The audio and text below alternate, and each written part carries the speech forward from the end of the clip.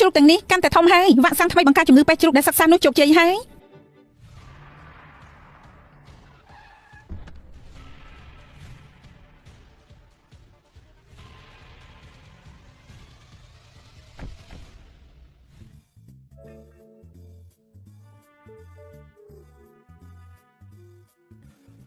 ថ្ងៃនេះមិនមានកម្មករតែប្រហែលអ្នកអញ្ចឹងថ្មីនេះក្តៅពេកមនុស្សមិនតែទៀតតែខ្យល់គោចំណែកនឹងវ៉ាក់សាំងថ្មីមកដល់ថ្ងៃនេះហើយខ្វះកម្លាំងមនុស្សណោះកៅអ៊ីនឈីងឆឹងហួយឡុងឆុងយ៉ាងសៀងលីសូមគោរពគ្រូនេះអីអ្នកជួយមកហើយ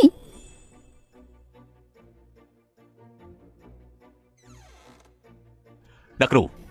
ថ្ងៃនេះមានកម្មករតែងតែដាក់ចំណីឲ្យជ្រូកទៅហើយចាក់វ៉ាក់សាំងឲ្យជ្រូកផងតើវ៉ាក់សាំងនេះគឺអាចការពារជំងឺគ្រុនជ្រូកបានមែនទេមិនអញ្ចឹងចាំដល់ចប់យកវ៉ាក់សាំងទៅស្រាវជ្រាវវិញទៅមើលទៅអ្នកគ្រូក៏នៅតែចូលចិត្តខ្ញុំជាងគេលោកទៅចាប់ជ្រូកទៅថាម៉េចចាប់ជ្រូកអេអើយចូលមកសម្រាប់មេរោគផង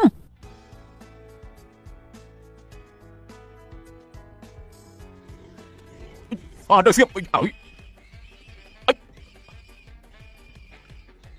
រួចហើយ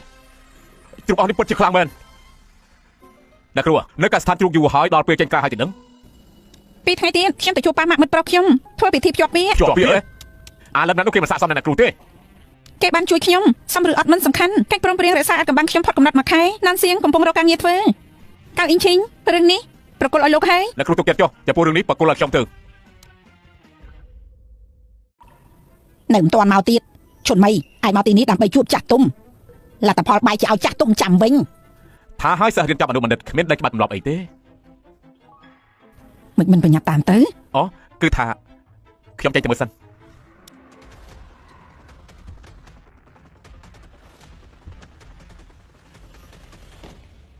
អ្នកនេះឈិនពិតជាមិនត្រូវការឲ្យខ្ញុំចូលទៅប៉ុណ្ណឹងមិនបាច់ទេលោកទៅប្រាប់សៀវកៅទៅលើកក្រោយកុំអួតពេក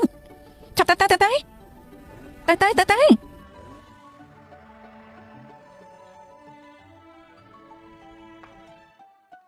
អេហានេះជួយរបស់ហើយអរគុណមើលចុះនៅការមួយនោះឬមួយពិតជានេះមិនចាប់អារម្មណ៍សោះបើកុំតែបានលោកមិនក៏ទៅលឿនម្លេះឆិនជីណានឡានសៀងឆិនជីណានមិនក៏អូនយើងម្លេះលឿនណា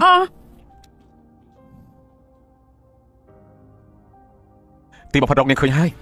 ផឹកទៅ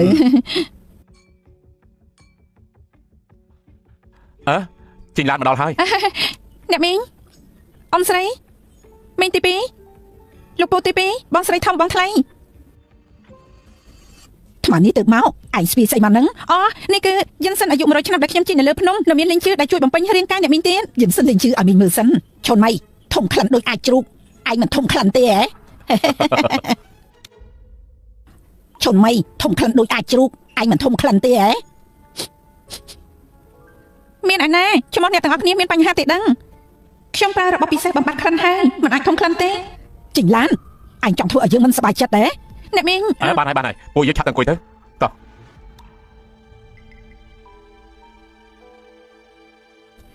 ណានសៀងយើងឮថាប្រពន្ធឯងមិនមែនបណ្ឌិតស្អីទេមែនទេចិញ្ចឹមជ្រូកបាច់ហ្នឹងខ្ញុំមើលតែរូបបណ្ឌិតស្អីឲ្យតាមខ្ញុំមើលទៅគេមិនបានរៀនដល់2ឆ្នាំផងនាងជាប់ថ្នាក់អនុបណ្ឌិតមិនអញ្ចឹងមិននឹងសំនឹងកូនប្រុសខ្ញុំទៅមីងទី3កូនប្រុសមីងប្រឡងធ្លាក់3ដងខ្ញុំឮថាចាយលុយច្រើនណាស់ទើបចូលបានខ្ញុំជាប់អនុបណ្ឌិតឬអត់ណានសៀងបានប្រហែលជំនាញគ្មានអីតាក់ទងជាមួយគ្រប់គ្នាទីនេះទេឈិនជីងឡានឯងមិនទាន់ចូលគ្រួសារណានៅឡើយទេមិនក៏សម្ដីអញ្ចឹងឈិនជីងឡាននាងអង្គុយមកគ្រួសារអ៊ំស្រីមានតំណែងជាមួយក្រុមហ៊ុនរ៉ៃមេថូទី1បងពឹងលើពួកគាត់ដើម្បីការងារធ្វើអូនកុំលោឡាអីមិនមែនខ្ញុំចង់ថាឲ្យឯងទេជីងឡាន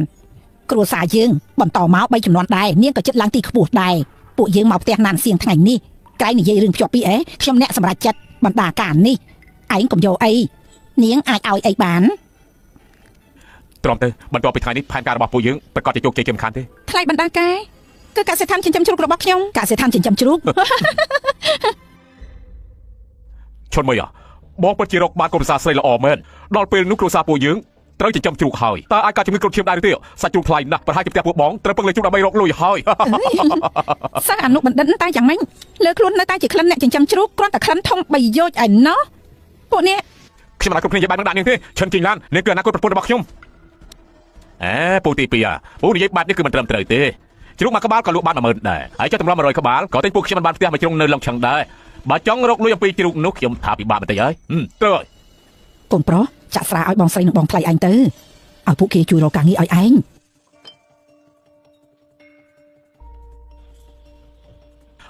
គឺថាបងថ្លៃបងស្រីចេញឡាននឹងខ្ញុំដូចជាធ្វើមិនសមទេពួកបងកុំប្រកាន់នឹងនាងអីណាសៀងមិនមែនបងថ្លៃអួតអាងទេណាបងធ្វើការក្នុងក្រុមហ៊ុនហិរញ្ញវត្ថុទី1គ្រប់គ្រងមនុស្សរាប់រយនាក់ឯណោះដូច្នេះហើយបើឯងផឹកស្រាម្ដងនេះបងយកព្រមរកការងារឯងធ្វើយ៉ាងម៉េចដែរណានសៀងកំរណាស់បងថ្លៃឯងអារម្មណ៍ល្អបែបហ្នឹងផឹកទៅ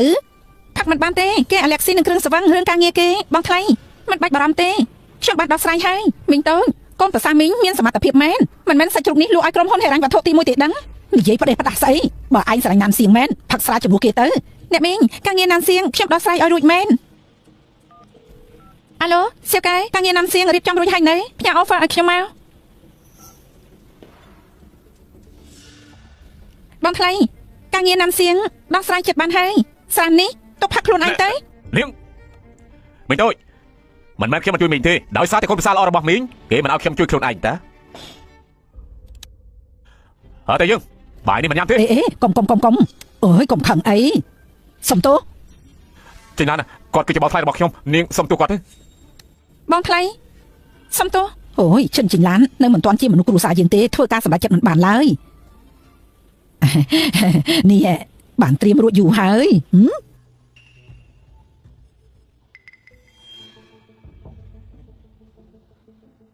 បានហើយ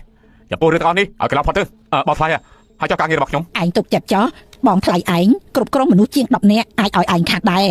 ក្រុមហិរញ្ញវត្ថុសៀវកែមានមនុស្សបែបហ្នឹងចូលតាំងពីពេលណាបងថ្លៃបងពូកែបែបហ្នឹងមិនដឹងថានៅក្រុមហ៊ុនហិរញ្ញវត្ថុទី1មានតំណែងអ្វីទេខ្ញុំណាជាមេកងផ្នែកសន្តិសុខមេកងសន្តិសុខ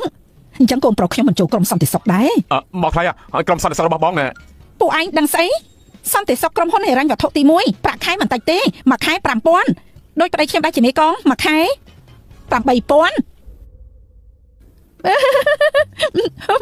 ខ្ញុំជីឡានតានេះស្អីតានេះមិនដឹងទេសំសផ្នែកហិរញ្ញវត្ថុក្រុមហ៊ុនទី1មានមនុស្សដើមគ្នាប្រហែលអ្នកក៏ចូលបានដែរសំទោសបងថ្លៃពូកែពិតមែនបងថ្លៃអញ្ចឹងចូលបាត់ធ្វើជាអ្នកគ្រប់គ្រងវិញនោះយល់សັບស្អីហ្នឹងអ្នកគ្រប់គ្រងជាន់ខ្ពស់លក្ខខណ្ឌទីបំផុត 985,211 ត្រូវមានសមត្ថភាពមានខ្សែរយៈអាចក្លាយជាអ្នកគ្រប់គ្រងទី1ក្រុមហ៊ុនហិរញ្ញវត្ថុមួយវិចារកិត្តិយសរបស់ដូនតាដុតធូបបាត់ដូនតាទេបានហើយអូនជាអ្នកចាំជួបក៏មកកោរឿងបានទេបើអាចចូលក្រុមហ៊ុនហិរញ្ញវត្ថុទី1យល់សັບមួយជីវិតក៏ត្រូវតែសាច់ឲ្យភ្ញាក់ដែរមានអ្នកខ្លះនៅលើខ្លួនមិនត្រឹមតែមានក្លិនអាចជ្រូកហើយនៅយល់សັບទាំងកដាថ្ងៃធ្វើជ្រូកស៊ីហើយដេកហើយស៊ីទៀតកូនប្រុសខ្ញុំបញ្ចប់ការសិក្សា211ដំបូងចូលក្រុមហ៊ុនហិរញ្ញវត្ថុទី1មិនបានផងជន់មីបើឲ្យខ្ញុំនិយាយសន្តិសុខក៏ល្អដែរបានហើយទាំងអស់គ្នាសុទ្ធតែជាគ្រួសារតែមួយចាំបាច់និយាយភាសាគ្រួសារពីរធ្វើស្អីទៅទីឡានក្រៃនាងថាការងារបានរៀបចំរួចហើយពេលណាមានលទ្ធផលទៅសូមឲ្យសាច់ញាតិពួកយើងទាំងអស់គ្នាបានឃើញដល់ផ្នែកផងកុំឲ្យដល់ពេលនោះសូមបីសន្តិសុខក៏ព្រៀបមិនបានការងារជាអ្នករត់តុកអ្នកលាងចានកំ pl ាញ់មែនទីឡានតើអូនអាចកុំការងារមិនមកទៅហើយទេហ៎អាឡូគឺខ្ញុំក្រុមហ៊ុនហិរញ្ញវត្ថុទី1កូនប្រុសបាត់សម្លេងទៅណាសៀងលោកត្រូវក្រុមហ៊ុនហិរញ្ញវត្ថុទី1រើសយកធ្វើជាប្រធានផ្នែកធនធានមនុស្សរបស់ក្រុមហ៊ុនពួកយើងហើយអត់ទេតែឯងទៀតណាជាមិនឡំមែនទេខ្ញុំគឺលីវហ្វុងប្រធានគ្រប់គ្រងក្រុមហ៊ុនហិរញ្ញវត្ថុទី1ណាសៀងថ្ងៃច័ន្ទអាទិត្យក្រោយនេះលោកមករៀបការនៅក្រុមហ៊ុនមកណាបាទប្រធានលីវអរគុណអ្នកប្រឡប់ធ្លាក់3ដងបាយទៅឲ្យធ្វើអគ្គនាយករៀបចំការងារដោយផ្ទាល់ទៀតផងហើយធ្វើជាប្រធានផ្នែកគ្រប់គ្រងធនធានមនុស្សតំណែងពិតជាសំខាន់មែនលីវហ្វុងអគ្គនាយករឿងឲ្យអាចចាត់ការតែយ៉ាងម៉េចទៅខ្ញុំប្រាប់ណានសៀងឲ្យថ្ងៃច័ន្ទឲ្យគេចូលមកធ្វើការល្អធ្វើបានល្អមែនតំណែងនេះមិនធំហើយក៏មិនតូចដែរអ្នកគ្រូប្រកាសជាពេញចិត្តហើយគឺលោកប្រធានលីវខ្ញុំធ្លាប់ជួបប្រធានលីវគឺជាសម្លេងរបស់គាត់ជាការពិតហើយអាយ៉ាណានសៀងមីងអបអឯងចេញណាការងាររបស់បងពិតជាអូនជាអ្នកធ្វើពិតមែនទេកាដូជូនបងអាយ៉ាបានហើយឯងជាអ្នកចិញ្ចឹមជ្រូកអាចឲ្យក្រុមហ៊ុនធំបែបហ្នឹងឲ្យការងារកូនប្រុសយើងឈប់អួតទៅអាយ៉ាប្រកាសជាមកពីកូនប្រុសខ្ញុំបកកាយហើយទើបអ្នកដឹកនាំធំសម្លឹងឃើញកិច្ចសន្យាអាចបំផាន់មិនទាន់ដល់កំណត់ខ្ញុំមិនអាចបង្ហាញសមាជិកភាពខ្លួនទេណាហើយចុះឲ្យទៅរឿងដោះស្រាយបានទៅបានហើយកូនប្រុសពិតជាគ្រាន់បើមែនឲ្យម៉ាក់មានមុខមាត់ហើយអាយ៉ា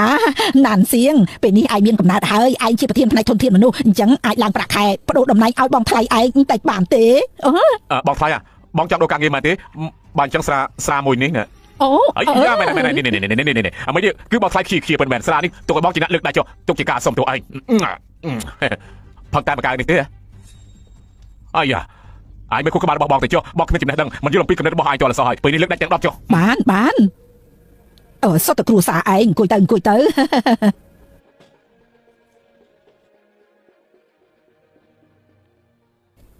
អ្នកមីងអញ្ចឹងរឿងរៀបការខ្ញុំនឹងណានសៀងកំណត់នៅពេលណារឿងរៀបការកុំតែសាកូនប្រុសឯងថាទៅចំពោះរឿងមង្គលការពិតជាមិនប្រញាប់ទេណានសៀងពួកយើងនៅជាមួយគ្នា4ឆ្នាំហើយបងថាថ្ងៃនេះអាចកំណត់ពេលរៀបការបានចេញឡានណាអូនមកចុះបងទៅតែមកចប់មហាវិទ្យាល័យទៅរកបានការងារធ្វើបងចង់ធ្វើកិច្ចការនៃចប់សិនទៅរៀបការតាមក្រោយខ្ញុំមិនចាំទៅហើយមិនយ៉ាងអាចទៅហើយយ៉ា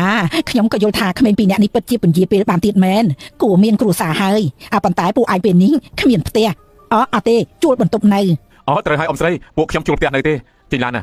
បងចង់សំលុយសិនបន្ទាប់មកទិញផ្ទះឲ្យគ្រួសារអូនមួយពេលបងរៀនមហាវិទ្យាល័យអូនចាំជួបគ្រប់គង់បងរៀនសូត្រពិតជានៅហត់ដល់អូនហើយបងគិតបែបហ្នឹងមែនទេមិនខុសទេអូនរកចាំបន្តិចទៅចាំបងទិញផ្ទះបានពួកយើងរៀបការភ្លាមឲ្យពេលបងបន្តិចទៅបានទេណានសៀងផ្ទះខ្ញុំទិញចេញឡានណាតែបងមិនចង់ចាយលុយរបស់អូនទៀតទេបងចង់ឲ្យគ្រួសារដល់អូនមួយបងចិញ្ចឹមអូនឲ្យតែអូនស្ងប់ចិត្តធ្វើជាប្រពន្ធរបស់បងឲ្យតែល្អចំពោះខ្ញុំទាំងអស់នេះមិនទុកជាស្អីទេល្អសូមស្វាគមន៍កូនប្រុសស្រីចង្រៃនោះមិនមកក៏ហក់ពួកយើងទីដឹងម៉ាក់ទុកចិត្តចុះខ្ញុំយកច្បាប់ពីចេញឡាននាងថាចង់ទិញផ្ទះប្រកាសជាទិញហើយ Baby សៀយឿនមិនបានចូលមកបងថាស្រីចាំម្នាក់នោះចង់ទិញផ្ទះឲ្យខ្ញុំប្រកាសជាត្រូវមកមើលហើយសៀយឿនណាអូនទុកចិត្តចុះចាំដល់ពេលគេទិញផ្ទះឲ្យបងហើយពួកយើងរៀបការលើថាពេលនេះបងជាប្រធានផ្នែកធនធានមនុស្សក្រុមហ៊ុនហិរញ្ញវត្ថុទី1 Daddy អត់ក៏ហក់ខ្ញុំទេប៉ាឯងសុំវ៉ប្រកាសហើយប៉ាខ្ញុំជាអ្នកជំនួយសហការជាមួយក្រុមហ៊ុនហិរញ្ញវត្ថុទី1ខ្ញុំឲ្យគាត់ណែនាំណានសៀងគាត់ថារៀងពិបាកបន្តិចតែពេលនេះមើលទៅដូចជាបានជោគជ័យហើយខ្ញុំថាហើយជីងឡានចិញ្ចឹមជ្រូកនោះមានសមត្ថភាពមកពីណាការពិតសៀយានជួយសោះហេសៀយានណាអូនទុកចិត្តចុះចាំគេទិញផ្ទះបងរួចហើយបងនឹងទាត់គេចោលភ្លាមបានហើយកូនប្រុសមើលណក់គេមកហើយសៀយានណាអូនចូលទៅខាងក្នុងសិនទៅកូនប្រុសឯងមើលទៅជីរមាក់កញ្ចាស់មក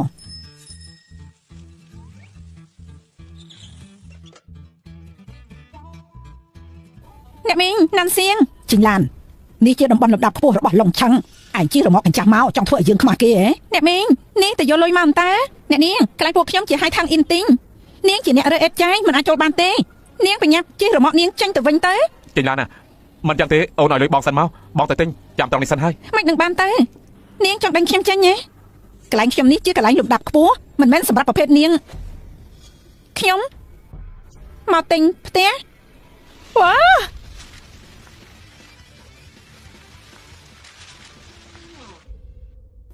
អ្នកនាងនេះជាអគារស្ដេចនៅកន្លែងពួកខ្ញុំលក់ដាច់បំផុត130ការ៉េនាងមើលទៅណាន់សៀងបងមើលទៅអានេះគឺរៀងតូចបន្តិចហើយថ្ងៃមុខពួកយើងមានកូនចាំនិយាយទៀតម៉ាក់បងត្រូវនៅជាមួយនឹងពួកយើងតែ2នាក់ទៀតណាតូចពេកហើយមិនបានមួយនេះតូចពេកយកវីឡាមកខ្ញុំត្រូវការវីឡាល្អវីឡាហ៎នេះជាវីឡាដែលជួយជន់ល្អឥតខ្ចោះរបស់ពួកយើងប្រើសុទ្ធតែគ្រឿងសម្ភារៈល្អប៉ុន្តែត្រូវចំណាយ1200ម៉ឺនណាន់សៀងមើលទៅអានេះពិតជាល្អមែនល្អណាស់ជីឡានណាកសិដ្ឋានចិញ្ចឹមជ្រូករបស់អូនគឺមានជ្រូកតែប៉ុណ្្នឹងទេមែនទេទុកចិត្តចុះគ្រប់ហើយបងចូលចិត្តទេយកអានឹងហើយលុយនៅលើរមាក់គួរតែគ្រប់ទៅរាប់ទៅចា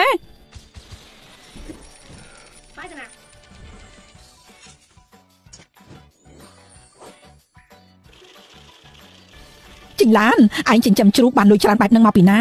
អ្នកមីងណាន់សៀងចាំរៀបការរួចពួកមីងនឹងដឹងហើយល្អខ្ញុំលើកទូរស័ព្ទសិនកំភ្លើងធំប៉ុណ្ណាបាញ់ប្រាជ័យទេល្អខ្ញុំទៅភ្លាមជីងឡានណាបើសិនជាអូនមានកិច្ចការរវល់អូនទៅធ្វើវាសិនចុះទីនេះទុកឲ្យបងហើយបានបងធ្វើបាត់ផ្លុំផ្ទះទៅខ្ញុំធ្វើការរួចទៅផ្ទះវិញចាំបងអូយកូនប្រុសណាលូមកប្រពន្ធខ្ញុំមានការឥឡូវគេទៅធ្វើការហើយត្រូវចាំណាផ្លុំផ្ទះនេះមិនចាំបាច់ដាក់ឈ្មោះនាងទេ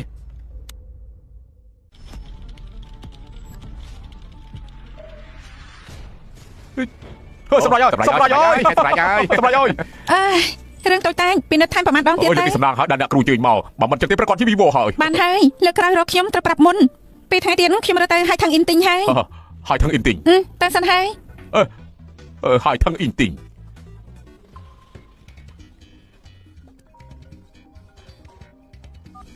អាឡូអើយតាចាស់ឯនេះអ្នកគ្រូទិញផ្ទះនៅកន្លែងរបស់លោកបាយជាមិនប្រាប់ខ្ញុំសំបីតែមួយម៉ាត់ទេលោកឯងនេះមិនស្មោះត្រង់មែនហើយតែតាចាស់វិញឯនេះណាជាតាចាស់ទៅ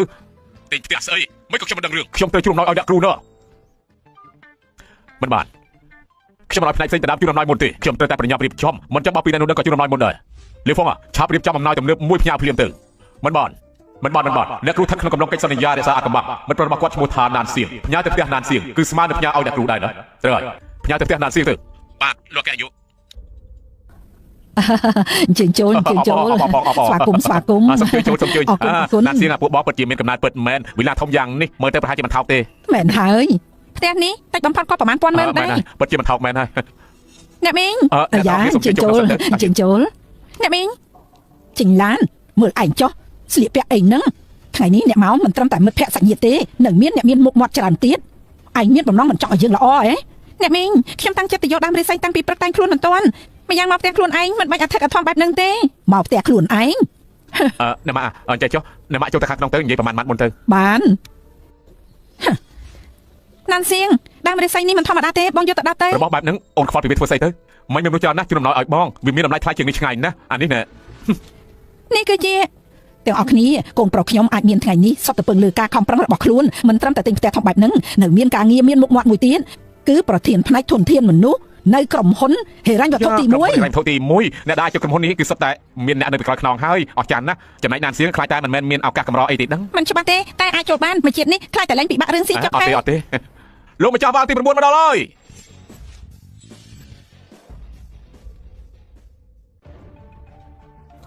អាយ៉ូលោកម្ចាស់ទី9មកហើយមិនចំនួនក្រោយពិតជាគួរឲ្យគ្រប់មែនថ្ងៃនេះខ្ញុំជំនួសឲ្យលីវហ្វុងប្រធានលីវយកអំណោយមកជូនលីវហ្វុងគឺជាប្រធានក្រុមហ៊ុនហេរ៉ាញ់វត្ថុទី1មិនខុសទេខ្ញុំធ្លាប់ឃើញតាមទូរទស្សន៍ពិតជាប្រធានលីវជូនអំណោយខ្ញុំពិតមែនណាអាយ៉ាកងស៊ីអ៊ីមគុជក្រៃនេះជាកងស៊ីអ៊ីមគុជក្នុងពិធីដេញថ្លៃកាប់ឆ្នាំទៅតម្លៃវា3000ម៉ឺនអស់ចាស់ណាស់គ្រូសាណានមានសំណាងអីទៅអើយ3000ម៉ឺនណានសៀងកុំធ្វើឲ្យខកចិត្តប្រធានលីវអសោះណាអ្នកគ្រូអំណោយដែលខ្ញុំជូនទៅអ្នកគ្រូពេញចិត្តទេការបាត់សៀវកៅឲ្យសោះអញ្ចឹងអរគុណប្រធានលីវហើយឲ្យមកខ្ញុំមកកូនប្រុសថ្ងៃនេះឯងជាតួឯកឡើងនិយាយប្រមាណម៉ាត់ទៅអ្នកទាំងគ្នាគឺថាខ្ញុំនិយាយងាយប្រមាណម៉ាត់អ្នកទាំងគ្នាណានសៀងខ្ញុំមានថ្ងៃនេះគឺមានមនុស្សម្នាក់បានជួយខ្ញុំណានសៀងម្នាក់នេះទុកឋាននៅគុណដែរអ្នកណាមិនដឹងគ្រួសារគេពីមុនក្រនោះគឺឈិនជីងឡានចាំគ្រួសារគេផ្គត់ផ្គង់ឲ្យគេរៀនសូត្រអស់រយៈពេលជាច្រើនឆ្នាំទៀតផងឈិនជីងឡានក៏ទុកថាផុតទុកសោកដែរថ្ងៃនេះខ្ញុំនៅចំពោះមុខអ្នកទាំងគ្នាសូមប្រាប់អ្នកគ្រប់គ្នាណានសៀងខ្ញុំជាតិនេះគឺមានចិត្តចំពោះតែនាងមួយខ្ញុំព្រមដឹកដៃនាងដល់ចាស់សក់ស្កើគោរពគ្នាជាប្តីប្រពន្ធខ្ញុំសង្ឃឹមថាចិញ្ចៀនមួយនេះមិនមកយឺតពេកទេតើអូនព្រមរៀបការជាមួយបងទេខ្ញុំវ៉ាងសៀយៀនតើអូនព្រមរៀបការជាមួយបងទេវ៉ាងសៀយៀនគុជព្រះ3000ម៉ឺនបាក់តិចហើយមើលចុះសៀយៀនរៀបការជាមួយបងទៅអើយខ្ញុំព្រមអាយ៉ូ3000ម៉ឺនរបស់ខ្ញុំ3000ម៉ឺនអើយសួស្តីទាំងអស់គ្នាការពិតលទ្ធផលណានសៀងមានថ្ងៃនេះគឺពឹងលើខ្លួនឯងចំណែកខ្ញុំគ្រាន់តែទទួលបានប្រយោជន៍បន្តិចបន្តួចប៉ុណ្ណោះសង្ឃឹមថាថ្ងៃក្រោយទាំងអស់គ្នាជួយមើលថែខ្ញុំនិងណានសៀងផងទេណានសៀងមិនមែនបែបហ្នឹងទេឈិនទីណានខ្ញុំថាពួកយើងបែកគ្នាតាជាមួយទៅបងជីងឡានការពិតគាត់មិនស្រឡាញ់បងទេត្រឹមជាអ្នកស្រុកស្រែចិញ្ចឹមជ្រូកសោះត្រឹមជាអ្នកចិញ្ចឹមជ្រូកនាងសំនឹងកូនយើងដែរហ៎នៅមានទៀតមើលរឿងដែលនាងធ្វើទៅហ៎កងស៊ីអ៊ីមគុជ3000ម៉ឺនស្រីថោកទាបឯងមិនចង់ឃើញគ្រួសារយើងល្អមែនទេហ៎ត្រឹម3000ម៉ឺនខ្ញុំធ្វើឲ្យបាយតាំងយ៉ាងម៉េចស្រីថោកទាបមិនដឹងស្លាប់រស់3000ម៉ឺនអញធ្លាប់ឃើញទេសម្ដីធ្លោះណាស់យើងប្រាប់ឯងឆាប់ចេញពីផ្ទះថ្មីកូនប្រុសយើងទៅឲ្យខ្ញុំចេញផ្ទះនេះខ្ញុំអ្នកទិញអ្នកដែលត្រូវចេញគឺពួកអ្នកទេបងជីងឡាននេះណាំសៀងទិញឲ្យខ្ញុំទេខាងលើសរសេរឈ្មោះខ្ញុំនឹងគាត់តែនិយាយប្រទេសសុំវ៉ាបើផ្នែកធំមើលឲ្យច្បាស់ទៅប្លង់ផ្ទះនេះគ្មានឈ្មោះបងទេឈិនជីងឡានយកល្អនាងទៅបែបហ្នឹងទៀតមានមុខមាត់បន្តិចខ្ញុំទៅតែមានមុខមាត់ណាន់ស៊ីខ្ញុំផ្គត់ផ្គង់ឲ្យលោករៀនជួយដោះស្រាយការងារឲ្យលោកខ្ញុំមានត្រង់ណាមិនគាត់បីនឹងលោកទៅលោកថាទៅខ្ញុំប្រាប់នាងទាំងអស់នេះសុទ្ធតែជាលទ្ធផលដែលខ្ញុំប្រឹងប្រែងខ្លួនឯងខ្ញុំខំប្រឹងប្រែងខ្លួនឯងទេមែនហើយកូនប្រុសខ្ញុំជាអំនួតក្រោមមេឃលោកប្រធានលីវថាម៉េចលោកអ្នកកនាយកចង់មកដល់ផ្ទាល់មែនទេឡខ្ញុំទៅទទួលភ្លាមបងអើយឆាប់បោះសម្បត្តិមនុស្សបករឿងចេញឲ្យអស់ភ្លាមទៅបន្តិចទៀតអគ្គនាយកក្រុមហ៊ុនហេរ៉ាញ់វត្ថុទី1ការអ៊ីនឈីងមកដល់ផ្ទាល់ហើយកៅអ៊ីនឈីងការពិតអីពិតជាមិនអាយ៉ាកូនប្រុសឯងពិតជាបកាយមែនសូម្បីអគ្គនាយកក៏មកអបអរឯងដល់ផ្ទាល់ដែរណាមិនទៅទៀតចាំត្រូវបោះចេញទៅមែនទេនៅយូរប៉ុណ្ណាទៀតទើបដល់10នាទីទៀតឲ្យលឿនបន្តិចទៅខ្ញុំចង់ឲ្យអ្នកគ្រូចាំខ្ញុំទេអគ្គនាយកតែតែលោកនិយាយពីអ្នកគ្រូការពិតអ្នកគ្រូគឺជាណាទេ5ឆ្នាំមុនក្រុមហ៊ុនហេរ៉ាញ់វត្ថុទី1គ្រោះថ្នាក់ចិត្តខ្សែធនខ្ញុំមានបំណុលច្រើនណាស់ពេលខ្ញុំដើរដល់ផ្លូវទាល់ចង់លូតទឹកសម្រាប់ខ្លួនពេលនោះ អ្នកគ្រូក៏បង្ហាញខ្លួនគាត់ក៏បានជួយខ្ញុំថែមទាំងនៅក្រោមការចោទបង្ហាញរបស់គាត់ទៀត1ឆ្នាំប្រើពេលត្រឹមតែ1ឆ្នាំតែប៉ុណ្ណោះគឺត្រឹមតែ1ឆ្នាំទេក្រុមហ៊ុនត្រឡប់ឡើងខ្ពស់ដូចដើមតែ1ឆ្នាំទេបើចឹងអ្នកគ្រូបានលោកការយកច្បាស់ជាខ្លាំងហើយគាត់គឺជាអ្នកខ្លាំងមែនហើយគាត់នៅកាលនោះគ្រាន់តែជានិស្សិតឆ្នាំទី3តែប៉ុណ្ណោះជានិស្សិតឆ្នាំទី3ទេនេះឆាប់ទៅអគ្គនាយកក្រុមហ៊ុនទី1ចិត្តមកដល់ទៅហើយកុំធ្វើអគ្គនាយកផ្ទះបាលឲ្យសោះណានសៀងលោកមានគ្រប់យ៉ាងពេលនេះគឺខ្ញុំជាអ្នកឲ្យលោកក៏អីកាំងអីដាក់ខ្ញុំនាងឲ្យស្អីកូនប្រុសយើងឈិនជីងឡាននាងនៅទីនេះឈួតស្អីហ្នឹងពេលដំបងខ្ញុំមិនប្រយ័ត្នមានរបួសគឺណានសៀងជួយខ្ញុំស្មានថាខ្ញុំជួបស្នេហ៍ពិតហើយស្មានមកដល់ថាទេវតាមិនចង់ឲ្យខ្ញុំលាក់រឿងដល់ពេលនេះហើយខ្ញុំមិនធ្វើពុតទៀតទេឈិនជីងឡានខ្ញុំជាសេដ្ឋីពាន់លានអ្នកចិញ្ចឹមជ្រូកជាសេដ្ឋីពាន់លាននាងយល់សពស្អីហ្នឹងឈិនជីងឡាននាងប្រហែលមិនមែនត្រូវបោះបង់រហូតខួរក្បាលទទួលការប៉ះទង្គិចទេដឹងជីងឡានខ្ញុំដឹងថាមនុស្សខ្ញុំនេះពូកែខ្លាំងណាស់នាងបោះបង់ខ្ញុំមិនបានតែអ្នកដែលខ្ញុំស្រឡាញ់គឺជាស៊ីយៀនប៉ាគឺជាអ្នកណាប៉ាគឺជាវាងហុងលោកម្ចាស់វាងទី9នៅឡុងឆឹងគាត់មានណាស់ហើយចុះចំណែកនាងមកពីចម្ងាយខ្ញុំក៏ហត់ដឹងក្លិនអាចជ្រុកលើខ្លួនរបស់នាងដែរប្រហែលថ្ងៃមុនជួបអាណាព្យាបាលពាក្យដែលលោកការពារខ្ញុំទាំងអស់នោះក៏ខ្លាំងដែរមែនទេពិតប្រាកដណាស់ការណោះពុករបស់ស៊ីយៀននៅមិនទាន់យល់ព្រមរឿងគោលការណ៍ពួកខ្ញុំទេខ្ញុំមានតែតោងនាងសិនទៅបាននាងឡដណានសៀងអាចត្រូវក្រុមហ៊ុននៃវត្ថុទី1មើលឃើញនោះគឺជាសំណាងរបស់គេហើយថ្ងៃនេះមិនដូចថ្ងៃមុនទេបើនាងដកខ្លួនចេញចំពោះអ្នកណាក៏ល្អទាំងសងខាងដែរលោកទុកជាស្អីដែរសំនិយាយពាក្យនឹងជាមួយខ្ញុំទេនាងជីងឡាននាងឆាប់សុំទោសភ្លាមទៅនាងពីមុនហេតុអីឲ្យតែរំលឹកដល់ការរៀបការលោកជាតែពន្យាពេលការពិតសិតតែប្រាប់ខ្ញុំប្រាប់លោកខ្ញុំជីងឡានខ្ញុំមិនមែនគ្មានគេយករត់តែមិនសមយកមនុស្សដូចលោកកូនប្រុសជីងឡានខ្ញុំមិនមែនគ្មានគេយករត់តែមិនសមយកមនុស្សដូចលោកអូកូនប្រុសល្អណាស់ស្រីថៅទៀតនាងហ៊ានវាយកូនប្រុសយើងវាយនាងឲ្យស្លាប់អូយអ្នកមីងជីងឡាននេះឈួតហើយមែនទេល្អពួកឯងឲ្យនាងលុតជង្គង់ទៅថ្ងៃនេះឲ្យនាងលុតជង្គង់សុំទោសខ្ញុំភ្លាមជីងឡានខ្ញុំចិញ្ចឹមជ្រូកមានកម្លាំងខ្លាំងចង់ឲ្យខ្ញុំលុតជង្គង់ត្រូវមើលលើពួកឯងមានសមត្ថភាពទេថ្លៃរៀនឯងយើងបងយុវវ័យ5ឆ្នាំឲ្យឆ្កែស៊ីហើយបីកំភ្លៀងនេះវាយទៅមិនតែក៏មិនអយុត្តិធម៌ដែរជីងឡាននាងជីងឡាននាងតំណែងតំបន់ចុះសិនទៅរបៀបពួកយើងហើយណាក៏មានតំណែងតំណង5ឆ្នាំដែរបើសិនជានាងយល់ព្រមខ្ញុំអាចលួចចិញ្ចឹមនាងនៅខាងក្រៅក៏បានដែរតានាងយល់ព្រមទេនេះ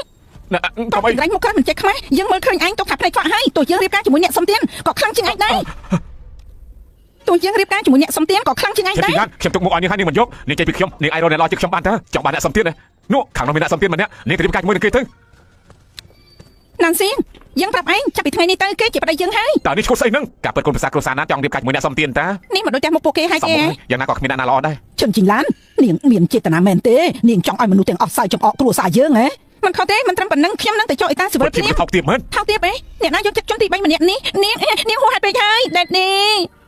ះស្រីចិញ្ចឹមជ្រូកមានរឿងខ្លះនាងកុំធ្វើហួសហេតុពេកណាណានសៀងគឺជាអនាគតកូនប្រសាររបស់យើងនាងវាយគេគឺស្មើនឹងគ្រាន់តែផ្ទះមុខលោកបើដឹងហើយនាងធ្វើបែបហ្នឹងទៀតអីលោកទុកជាស្អីដែរសំនិយាយបែបហ្នឹងជាមួយខ្ញុំទេឈិនជីងឡាននាងដឹងទេឲ្យតែដេតនេះខ្ញុំនិយាយមួយម៉ាត់នាងអាចរលាកបាត់ពីឡុងឆឹងភ្លាមពេលនេះខ្ញុំឱកាសនាងមួយដើម្បីលុបជង្គង់សុំបកខ្ញុំឥឡូវនេះឈិនជីងឡាននាងសុំទោសទៅបើមិនចឹងទេខ្ញុំក៏មិនជួយនាងបានដែរបាត់មកទេនាងគឺជាស្រីចិញ្ចឹមជ្រូកពិតជាមិនដែលឃើញពិភពលោកមែនតើនាងដឹងឬអត់នៅខាងក្រៅនិយាយតាមមួយម៉ាត់ទេគឺអាចយកជីវិតមនុស្សម្នាក់បានណាថ្ងៃនេះយើងចង់មើលតើឆ្អឹងនាងរឹងឬមួយរបស់យើងរឹងវាយទៅ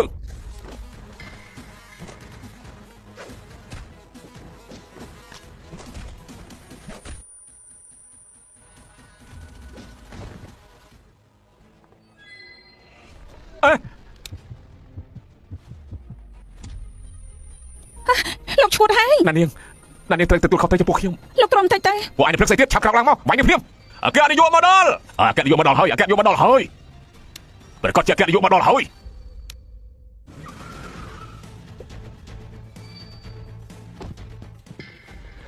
យប្រធានលីងអគ្គនាយកអញ្ជើញមកអញ្ជើញខាងក្នុងអញ្ជើញភ្ញៀវកិត្តិយសទាំងអស់គ្នាជប់សិនថ្ងៃនេះក្នុងផ្ទះមានរឿងខ្លះថ្ងៃក្រោយចាំចេញមកទៀតល្អសូមអញ្ជើញ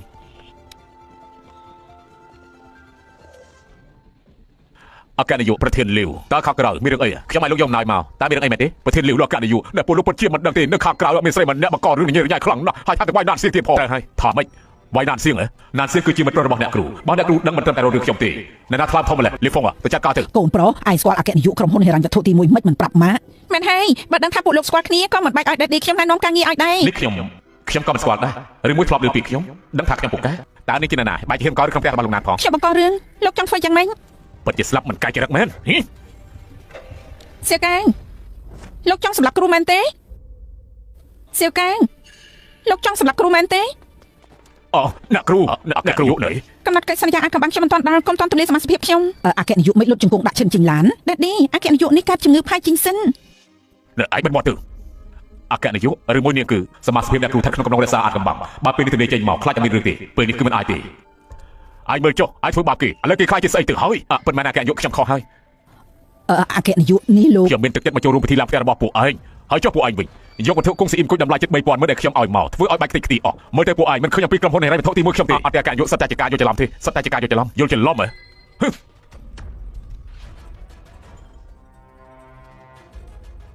អគ្គនាយកគឺចេះទេលោកមកទីនេះប្រកាសជាមើលឃើញអំពីសមត្ថភាពខ្ញុំហើយឥឡូវចេះចុះឲ្យអាកាសខ្ញុំម្ដងទៀតតែម្ដងទេសម្បងឯងអាចចូលភ្លេងរបស់យើងដែរទេបើកុំតើអគ្គនាយកការទីនេះគួរខ្ពើមណាស់ពួកយើងកុំនៅអីលីហ្វាយឆាប់ដល់ពួកគេតែពីរនាក់ទៅពិនិត្យសុខភាពទៅឆាប់ដល់បាទណែអគ្គនាយកមិននេះលោកថាបើកុំតែស្អីទៅអគ្គនាយកមិញពេលលោកឃើញឈិនជីងឡានឬមួយពួកលោកស្គាល់គ្នាពួកខ្ញុំស្គាល់គ្នាឬអត់មានតែទៅជាមួយនាងស្អីដែលគ្មានមុខមាត់នៅមួយជំនាញទៅអគ្គនាយកកោនៅក្នុងនោះប្រហែលជាមានអីចូលច្រឡំហើយគឺសុទ្ធតែឯងជាវ៉ាងហុងមែនទេមែនហើយរកស៊ីខាងអចលនៈទ្រព្យចាប់ពីថ្ងៃនេះទៅក្រុមហ៊ុនហិរញ្ញវត្ថុទី1យើងលុបចោលកិច្ចសន្យាទាំងអស់ជាមួយលោកហើយទេអ្នកលោកអគ្គនាយកកោនៅមានឯងទៀតបើឯងមិនឃើញក្រុមហ៊ុនរបស់យើងទេអញ្ចឹងឯងមិនបាច់មកធ្វើការឲ្យយើងទេអូហ្វីដែលយើងឲ្យកាលពីមុនដកចោលអគ្គនាយកសុទ្ធតែយល់ច្រឡំទេខុសមកពីស្រីចង្រៃនោះមកថ្ងៃនេះគឺមានចិត្តមកអុកឡុកថាណាស្រីចង្រៃឈិនជីងឡានអគ្គនាយកយើងមិនបាយមនុស្សស្រីប៉ុន្តែយើងបាយមនុស្សអាក្រក់ពួកឯងម្នាក់យល់ថាយើងហូបបួសកុំយល់ថាយើងមិនដឹងពីគំនិតអាក្រក់របស់ពួកឯងឲ្យសោះក្រុមហ៊ុនហិរញ្ញវត្ថុទី1របស់យើងចំពោះមនុស្សមិនត្រឹមត្រូវមិនប្រាជ្ញជារៀងរហូតចំពោះមនុស្សតូចតាចគឺមិនសហការជាមួយឡើយត្រូវចាំទុកទៅឆាប់ទៅអគ្គទៅទីពេទ្យអត់ទេការិយាល័យកិច្ចការស៊ីវិលអាយ៉ាចប់អើយលើកពីច្បាស់ចប់មិនខាតទេនេះក្រុមហ៊ុនហិរញ្ញវត្ថុទី1ពួកគេសុទ្ធតែធ្វើបាបគេអញ្ចឹងអត់ស្អីទៅនោះគឺជាកៅអ៊ីនឈីងណាក្នុងពេលតែមួយឆ្នាំគេរកចំណូលបានរាប់ពាន់លានគេជាឈ្មោះសហការដ៏ធំបំផុតរបស់ក្រុមហ៊ុនរបស់យើងបើសិនជាគ្មានគេទេក្រុមហ៊ុននេះច្បាស់ជារលំហើយលពូកុំហៅយើងពូស្អីនេះប៉ាកាយដាក់ណាន់សៀងធ្វើអីមិនពាក់ព័ន្ធនឹងគាត់ទេគឺអគ្គនាយកម្នាក់នោះអារម្មណ៍ប្រែប្រួលឆ្ងល់ណាស់អគ្គនាយកកៅតែថ្ងៃនេះមានរឿងស្អីទៅតាមខ្ញុំមើលទៅគាត់គ្រាន់តែស្ដាយគង់ស៊ីអ៊ីមគួយខ្លួនឯងប៉ុណ្ណោះមែនហើយ 3000 ម៉ឺនអាយយ 3000 ម៉ឺនរបស់ខ្ញុំត្រូវបាត់ហើយមិនត្រូវទេអគ្គនាយកម្នាក់នេះកសែភ្នែកគាត់មើលឈិនជីងឡានដូចជាមិនសូវស្រួលទេហើយបានហើយចំពោះរឿងនេះយើងត្រូវតែស៊ើបមើលឲ្យបានច្បាស់ឈិនយៀនរៀងប្រហែលលោកគឺឈិនយៀនណាខ្ញុំនឹកឃើញហើយប៉ាកុំបរិច្ចាគខ្លួនប្រាត់ដើម្បីជាប៉ាស្លាប់ទៅមិនស្ដាយទេប៉ាជីងឡានថ្ងៃក្រោយបើមានគេយកនាឡិកាមួយនេះមករកឯងត្រូវរៀបការជាមួយគេប៉ាឯងត្រូវរៀបការជាមួយគេបើលិតនោះយកជាការពិតបើចឹងថ្ងៃក្រោយអ្នកដែលមករកឯងគឺឈ្មោះឈិនយៀនបើសិនជាគ្មានទេឯងនឹងមានសេរីភាពហើយខ្ញុំចាំឲ្យប៉ាទ្រាំតែទៀតទៅប៉ាភ្នំឈិញកប់អ្នកស្មោះត្រង់បញ្ជីកត់ត្រាអ្នកដែលមានគុណសម្បត្តិមេតបចាស់ឈិនសូមទៅឲ្យបានស្ងប់នាងប្រកាសឲ្យថារៀបការជាមួយគេរៀបការប៉ុន្តែគេសុកចិត្តរួច10ខ្នងក៏មិនបំផ្លាញគោលការណ៍មួយដែរអ្នកដែលបំផ្លាញគោលការណ៍របស់អ្នកដទៃត្រូវនៅខ្លួនមួយ10ជាតិតែថតខាងនោះទៅយល់ល្អខ្ញុំដូរវិធីសងគុណមួយផ្សេងទៀតស្ដាយក្រោយមែនទេយឺតពេលហើយស្មានមិនដល់មនុស្សដែលបាននិយាយពីដំបូងរស់នៅ8ឆ្នាំទៅបង្ហាញខ្លួនបើអាចចាប់ជួបខ្ញុំនឹងណានសៀងប្រហែលមិនស្គាល់គ្នាទេមើលខាងនេះសមបោះទៀតឡមើលបែបហ្នឹងលោកចំណាំខ្ញុំបានយូរហើយឈិនយៀនលោកបានខ្លួនឡើងឈិនយៀន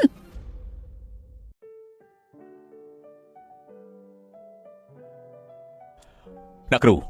រឿងនេះគឺខុសមកពីខ្ញុំបើខ្ញុំយកអំណោយតែខ្លួនឯងអ្នកគ្រូក៏មិនត្រូវគេធ្វើបាបបែបហ្នឹងដែរមិនបន្ទោសលោកទេបើលោកទៅខ្ញុំក៏មិនដឹងមុខមាត់ពិតណាន់សៀងដែរញ៉ាំទឹកទៅអ្នកគ្រូទុកចិត្តចុះរឿងនេះប្រគល់ឲ្យខ្ញុំប្រកាសជាឲ្យពួកគេបានដឹងផ្កាហេតុអីក្រហមបែបហ្នឹងប៉ុន្តែអ្នកគ្រូក៏មិនអាចច្រឡត់ខឹងមកពេលទៅរៀបការជាមួយអ្នកសំទៀនដែរពិតមែនហើយជីងឡានបើសិនជាប៉ាឯងនៅឋានក្រោមបានដឹងអូចឹងគេណាគឺប៉ាខ្ញុំអ្នកឲ្យមកគេគឺឈិនយៀនហ៎រៀបការរួចហើយបើគេចង់សុខសប្បាយគ្មានរឿងខ្ញុំក៏មិនមែនចិញ្ចឹមមនុស្សម្នាក់មិនបានដែរតែអ្នកគ្រូគេណាបានហើយ20ថ្ងៃទៀតដែនកំណត់កិច្ចសន្យាអាចកំបាំងខ្ញុំគ្រប់ហើយបញ្ជីទាំងនេះខ្ញុំនឹងទាញមកវិញម្ដងមួយអ្នកគ្រូបើអ្នកគ្រូមានពេលគំនូព្រៀងជន់លីអ្នកគ្រូត្រូវតែប្រញាប់បន្តិចអ្នកគ្រូពួកខ្ញុំសុំទៅសិនហើយតែចាស់ចឹងពលលោកមានរឿងប្រមាណទៀតដែលលាក់បាំងនឹងខ្ញុំទៅឈិនយើងមិនដឹងជាណាគ្រូសាឈិញស្មោះត្រង់គ្រប់ចំនួនមកហើយ អ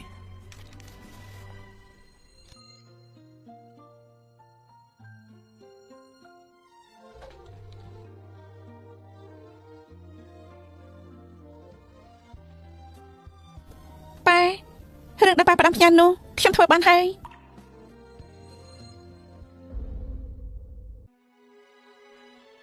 ភាកហើយអូនសម្លាញ់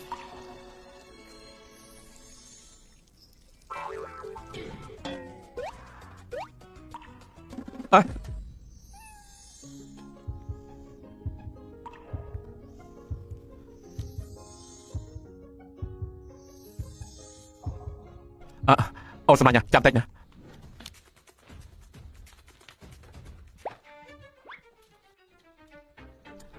យ៉ាងម៉េចនៅក្រៅទៀតទេអេស្រុកទៅពួកយើងជួបគ្នាទៅពីរដងទោះចង់អីតាសវលហើយលោកសម្រាប់ខ្លួនលឿនពេកហើយគឺអូនថាចង់រៀបការជាមួយបងមុនបងគ្រាន់តែអុំទូបដោយទឹកតែប៉ុណ្ណោះទេអូនមិនមែនចង់លេងខូចទេដឹងមិនបានទេលោកបងទឹកងត់ទឹកទៅលោកបងជូនណាបងចង់ឲ្យអូនជូររហូតស្លាប់ងត់ទឹកអើយងត់ទឹក3ដងអូនសម្លាញ់បងចេះបាក់ទឹកទេខាងស្ដាំទឹកក្តៅស្រីខ្លួនឯងទៅងត់មិនសាបចេញឲ្យឆ្ងាយ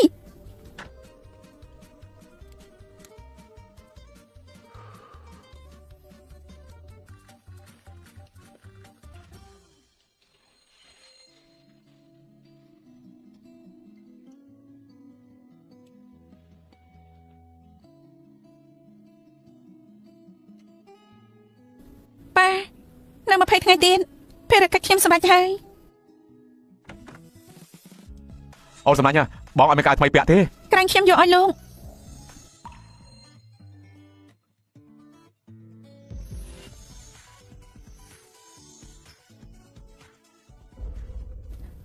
គឺឈិនយានណាអើយឆាប់ស្លៀកខោអាវទៅមនុស្សប្រុសអាក្រាតមិនល្អទេមិនចឹងអូនចាញ់សិនទៅខ្ញុំមើលលោកចេះស្លៀកខោអាវឬអត់ត្រូវការឲ្យខ្ញុំជួយទេអីទេរឿងនេះបងចេះ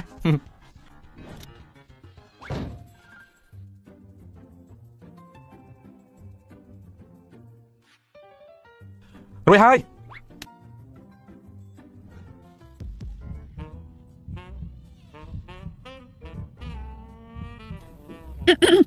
តួពួកយើងរៀបការហើយតែត្រូវគោរពតាមកិច្ចសន្យា3ខទី1រវាងពួកយើងមិនមានទង្វើប៉ះពាល់លើសលុះអ្វីទាំងអស់មានតែខ្ញុំប៉ះលោកបានមិនឲ្យលោកប៉ះខ្ញុំលក្ខខណ្ឌអូនដូចជាចំណេញពេកហើយទេដឹងពេលនេះលោកហៅថាផ្ញើខ្លួនលើគេយល់ទេទី2មុនពេលពួកយើងបណ្ដុះមនោសញ្ចេតនាត្រូវរក្សាអាត់កំបាំងផ្ទាល់ខ្លួនទាំងសងខាងហើយចុះទី3ខ្ញុំមិនខ្វល់ថាលោកចង់តោងខ្ញុំមានបំណងអីទេតែខ្ញុំជំពាក់គុណលោកបើលោកចង់ចាក់ចេញបានគ្រប់ពេលដំបងប៉ាខ្ញុំឲ្យខ្ញុំរៀបការជាមួយលោកប្រកាសជាមានហេតុផលពេលចាំបាច់ខ្ញុំនឹងជួយលោកល្អយល់ព្រមតែខ្ញុំក៏មានលក្ខខណ្ឌមួយដែរកំឡុងពេលដែលពួកយើងពន្យារៀបការនាងមិនអាចមាននៅក្រៅទេល្អអញ្ចឹងយប់នាងទៅគេងនៅបន្ទប់នោះហើយពិតជាមិននឹកស្មានថាឈិនយិនខ្ញុំក៏មានថ្ងៃដាក់តោងទៀនដាក់ផ្សេងរៀបការដែរមិនបានពេលនេះត្រូវតែបញ្ញាប់រកមកជុំហើយឆាប់រកលុយមួយចំនួនមក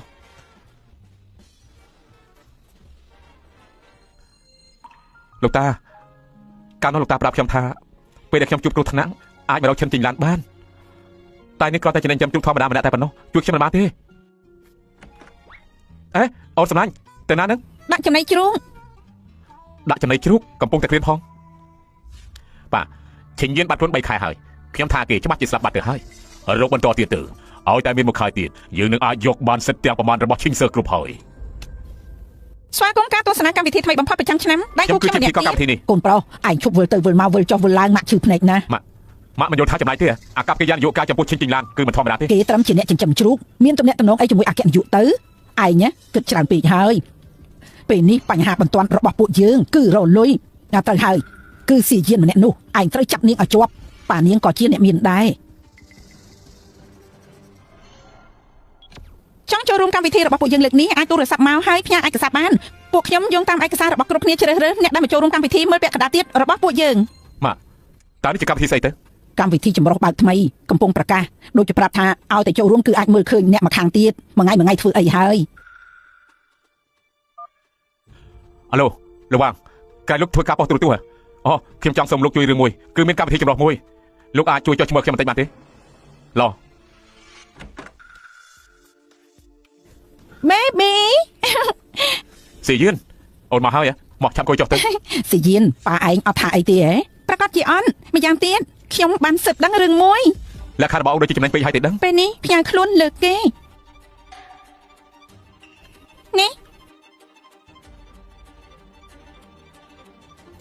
ស្មោះម្នាក់ដែលបង្ហាញខ្លួនកាលពីថ្ងៃនៅក្នុងផ្ទះឈិនជីងឡានពួកគេបានចោះអេតាស៊ីវិលទៀតផង ស្អីគេ ល្អណាស់ឈិនជីងឡានទៅតែបែកគ្នាជាមួយកូនប្រុសយើងក៏រៀបការជាមួយប្រុសផ្សេងហើយជាអ្នកសុំទានទៀតនេះមិនមែនគំនិតចង់ផ្ទះមុខពួកយើងទៅហើយទេហ៎បើឲ្យខ្ញុំនិយាយអ្នកចិញ្ចឹមជ្រូកនិងអ្នកសុំទានសំគ្នាណាស់ ស្មានមកដល់ឋាននេះពិតជារៀបការមែន ណានសៀងខ្ញុំតាំងចិត្តរកអ្នកស៊ើបខាងក្រៅឲ្យស៊ើបឬមួយក៏បងបញ្ជាខ្ញុំទៀនម្យ៉ាងទៀតអ្នកសុំទៀនម្នាក់នោះហើយឈិនជីងឡានថាអូនសម្លាញ់ទៀន នេះ ស្ដាប់ទេ អូនសម្លាញ់អូននៅទីណាហ្នឹង ដាក់បាយជ្រូក នេះប្រកាសជាចង់ប្រមាថខ្ញុំហើយប្រកាសជាបែបហ្នឹង ណានសៀងពេលនេះបងទុកចិត្តបានហើយនៅអ្នកចិញ្ចឹមជ្រូកដូចនាងជាមួយអគ្គនាយកកាយប្រកាសជាគ្មានតាក់ទង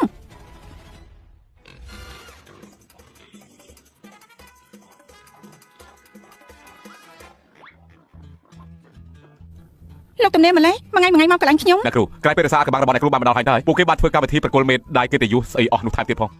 កាន់តែដល់ពេលចុងក្រោយគឺកាន់តែប្រយ័ត្ន អ្នកគ្រូថ្មីនេះខ្ញុំទិញផ្ទះច្រើនណាស់សុទ្ធតែដាក់ឈ្មោះអ្នកគ្រូទាំងអស់សូមអញ្ជើញទទួល ខ្ញុំអត់យកប្រាប់ហើយខ្ញុំមិនប្រើការទេកុំចេះតែឲ្យរបស់នេះមកខ្ញុំ យកទៅ អេអេ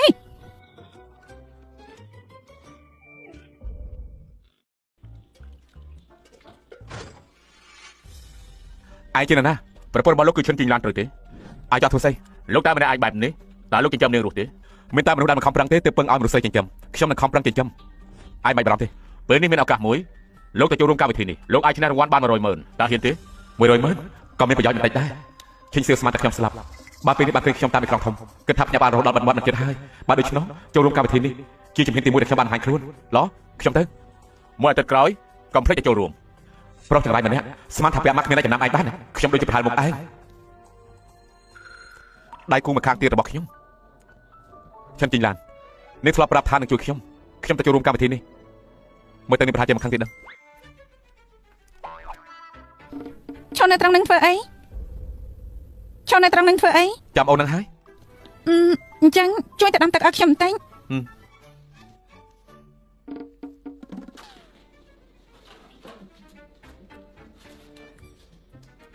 សៀងចាំមែនកន្លែងធំប៉ុណ្ណេះហើយឡើងមានកន្លែងដាក់ហើយ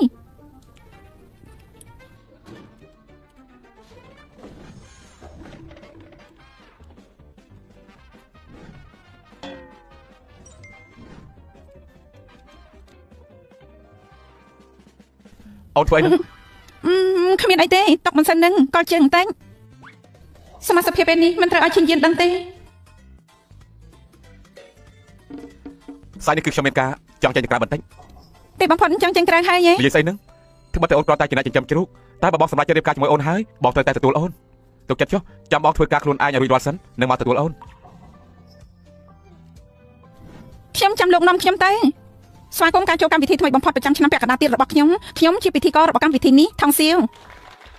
ថ្ងៃនេះជាកម្មវិធីរដូវកាលទី1របស់ពួកយើងបានអញ្ជើញភ្ញៀវកិត្តិយសប្រុសសរុប3នាក់សូមអញ្ជើញ សួស្តីអ្នកទាំងអស់គ្នាខ្ញុំឈ្មោះណានសៀងអនាគតអ្នកបន្តវេនវ៉ាងស៊ីគ្រប់សួស្តីខ្ញុំឈ្មោះចាឈឺជាអ្នកផ្សាយបន្តផ្ទាល់ វ៉ាវលោកចាយខ្ញុំចូលចិត្តគាត់ណា វ៉ាងស៊ីគ្រប់អេព្រះហើយនេះគឺជាក្បាលនេះនៅក្នុងទីផ្សារជាប់លំដាប់លេខ3កម្មវិធីនេះតាមធំពិតមែនគ្រាន់តែឡើងមកក៏តែអ្នកខ្លាំងអើយបើជាចម្លែកណាស់ហើយចាំម្នាក់ទៀតនឹងជាណាទៅណា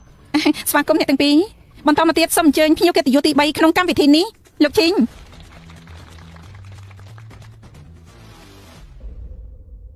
លោកជីងណែនាំខ្លួនបន្តិចទៅ សួស្តីបងប្អូនខ្ញុំឈ្មោះឈិញយានពេលនេះខ្ញុំធ្វើជាកូនចៅរបស់ប្រពន្ធខ្ញុំនាងមានការស្ថានចិញ្ចឹមជ្រូកមួយ លោកប្តីឆាប់មើលទៅកម្មវិធីនេះអញ្ជើញអ្នកចិញ្ចឹមជ្រូកស្រុកស្រែមែន ប៉ុន្មានទេតែមើលទៅ អ្នកចិញ្ចឹមជ្រូកស្រុកស្រែអាយ៉ាមកទីនេះដែរ ការស្ថានចិញ្ចឹមជ្រូកនៅលើគ្រួសុទ្ធតែក្លិនអាចជ្រូកហើយមែនទេ អញ្ចឹងអង្គុយ នៅឆ្ងាយពីខ្ញុំបន្តិចទៅតាមបានទេក្លិនអាចជ្រូកតែម្ដងហើយលោកប្អូនកុំប្រកាន់អីទោះជាមកពីការស្ថានចិញ្ចឹមជ្រូកកម្មវិធីត្រូវការប្រជាប្រិយភាព គោលការណ៍បានកំណត់រួចហើយក្រុមកម្មវិធីយើងបានឆ្លងកាត់ការព្រមព្រៀងពីលោកទី3ហើយឆ្លងកាត់វិធីពីរប្រភេទបើកបង្ហាញពីការរស់នៅលោកស្រីទាំងអស់ទី1ក្នុងផ្ទះបានបំពាក់កាមេរ៉ាសុវត្ថិភាពរួចហើយទី2មានការសាកសួរនៅនឹងកន្លែងគ្រប់ពេលពួកយើងមើលទាំងអស់គ្នាពីការរស់នៅរបស់ពួកលោកស្រីមើលតើប្រពន្ធអ្នកណាទៅជាដៃគូជីវិតដ៏ឆ្នើមបំផុត ចិញ្ចឹមជ្រូកហ៎កម្មវិធីនេះគួរឲ្យចាប់អារម្មណ៍ណា អ្នកឈ្នះអាចទទួលបានសាច់ប្រាក់សុភមង្គលគ្រួសារ 100,000 100,000 លោកទាំងអស់គ្នាត្រៀមរួចហើយមែនទេ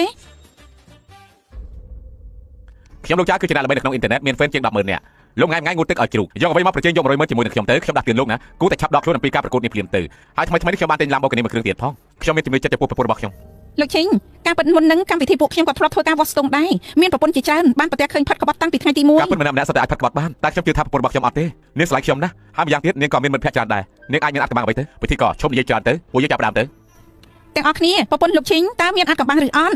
ពេលនេះកម្មវិធីពួកយើងចាប់ផ្ដើមសូមអញ្ជើញមើលឲ្យត្រង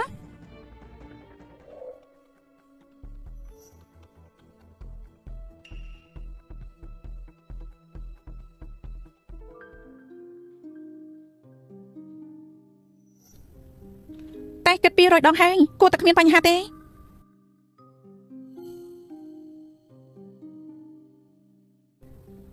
អាឡូពេលនេះលោកអាចមកបានហើយប្តីខ្ញុំមិននៅផ្ទះទេចេញក្រៅហើយឈិនជីឡានិយាយគ្នារួចហើយថាមិនអាចមានអ្នកផ្សេងនៅខាងក្រៅទេនាងកុហកខ្ញុំហើយបើឆាប់លេចចេញកន្ទុយលឿនបែបហ្នឹងមិនមែនខ្ញុំចេះតែថាទេនាងត្រឹមតែជាអ្នកចិញ្ចឹមជ្រូកអាចមានរឿងនៅខាងក្រៅបានមើលទៅប្រពន្ធរបស់លោកដូចជាមិនសូវស្រួលសោះហើយតែកំពុងទូរស័ព្ទជាមួយអ្នកណាទៅលោកឆាប់មកឲ្យលឿនមកសិទ្ធិពិសេសថ្មីចេញមកហើយលើនេះខ្ញុំទៅមិនអត់ប្រយោជន៍ទេខ្ញុំឲ្យសៀវហ្វាំងសិស្សរបស់ខ្ញុំទៅណាត្រូវឲ្យសៀវហ្វាំងយកវិញ្ញាបនបត្រសិទ្ធិពិសេសនេះទៅដែរទៅណាបាទបងស្រីខ្ញុំមកហើយមិនបានទៅមកតាមផ្លូវស្ទះចរាចរណ៍បន្តិចខ្ញុំក៏ខ្ញុំចូលបាយដែរហើយខ្ញុំក៏ចាំបានសម្ដីរបស់បងគ្រប់ពេលបងស្រីបងថាទៅតើពួកយើងពីរនាក់ពេលណាឈប់លុយលាក់ដូចចោលទៀតទៅចិត្តហើយញ៉ាំទឹកសិនទៅបាទឆ្លងផុតមក12យប់នេះរឿងគ្រប់យ៉ាងនឹងត្រូវបញ្ចប់បងស្រីបងឆាប់ឲ្យខ្ញុំមកខ្ញុំទ្រាំលេខបានហើយបញ្ញាប់អីមិនឲ្យបានដែរ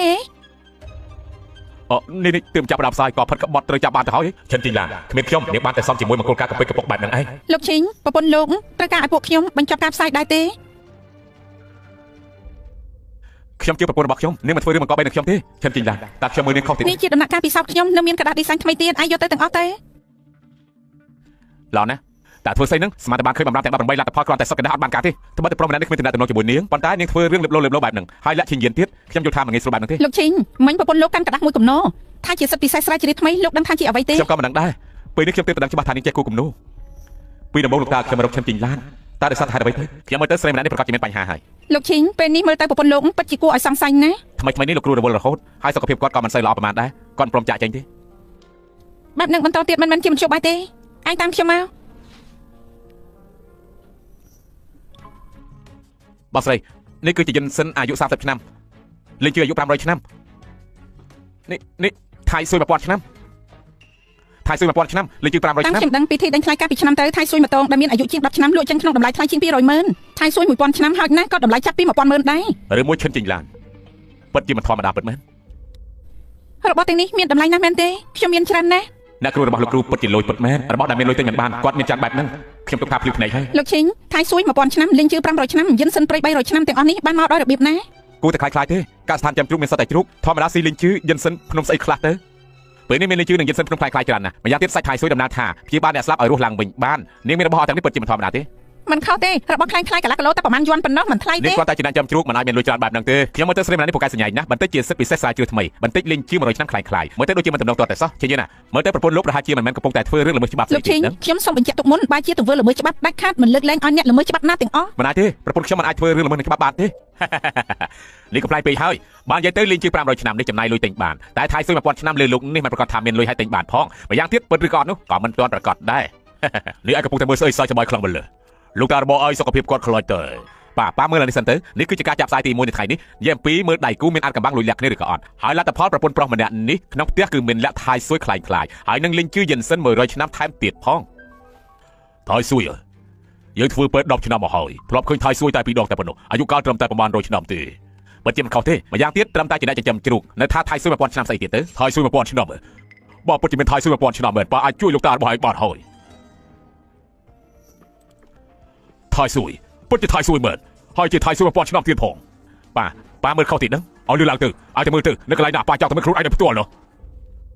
ខ្ញុំសង្ស័យថាអ្នកចិញ្ចឹមជ្រូកនេះប្រហែលជាកំពុងលក់ថ្នាំអីហើយខ្ញុំយល់ថាពួកយើងគួរតែឆែកមើលតាមច្បាប់ទៅហើយម្យ៉ាងទៀតការចាញ់ឈ្នះប្រកួតលើកនេះគួរតែដឹងច្បាស់លាស់ហើយគេគួរតែដាក់ខ្លួនចេញថៃស៊ុយ1000ឆ្នាំលេងជឿ100ឆ្នាំពិតជាប្រេះផ្ដាស់ពិតមែនហើយខ្ញុំនៅស្មានថាឈិញឡានម្នាក់នេះមានតែតជាមួយតកាយធំអីទៀតផងគួរឲ្យសំណើចពិតមែនបងស្រីនៅមានរឿងមួយទៀតនេះលោកគ្រូឲ្យខ្ញុំយកឲ្យប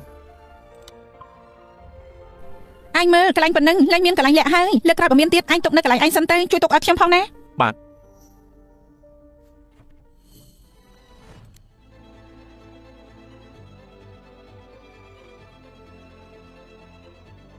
នៅមានរឿងផ្សេងទៀតទេបើគ្មានរឿងអីទៀតទេខ្ញុំទៅសិនហើយឆាប់ទៅបាទខ្ញុំទៅកសិដ្ឋានចិញ្ចឹមជ្រូកលោកស្រីឈិញចេញពីផ្ទះហើយវិធីក៏មិននេះខ្ញុំឃើញឈិនជីងឡានបានយករបស់អ្វីចូលទៅក្នុងថែបទៀតផងហើយលឹបលោមិនឲ្យគេឃើញមិនអាចដាក់កាមេរ៉ានៅក្នុងបន្ទប់នេះបានទេមិនខុសទេកម្មវិធីពួកយើងមិនអាចដាក់កាមេរ៉ានៅកន្លែងផ្ទាល់ខ្លួនទេប៉ុន្តែពួកយើងនៅមានអ្នកស៊ើបអង្កេតឯកជនទៀតលោកឈិញប្រពន្ធលោកធម្មតាទៅកសិដ្ឋានចិញ្ចឹមជ្រូកចំណាយពេលយូរប៉ុណ្ណាយ៉ាងហោចណាស់ក៏5ម៉ោងដែររយៈពេល5ម៉ោងគ្រប់គ្រាន់អាចឲ្យពួកយើងចូលក្នុងផ្ទះលោកឈិញស៊ើបអង្កេតបាន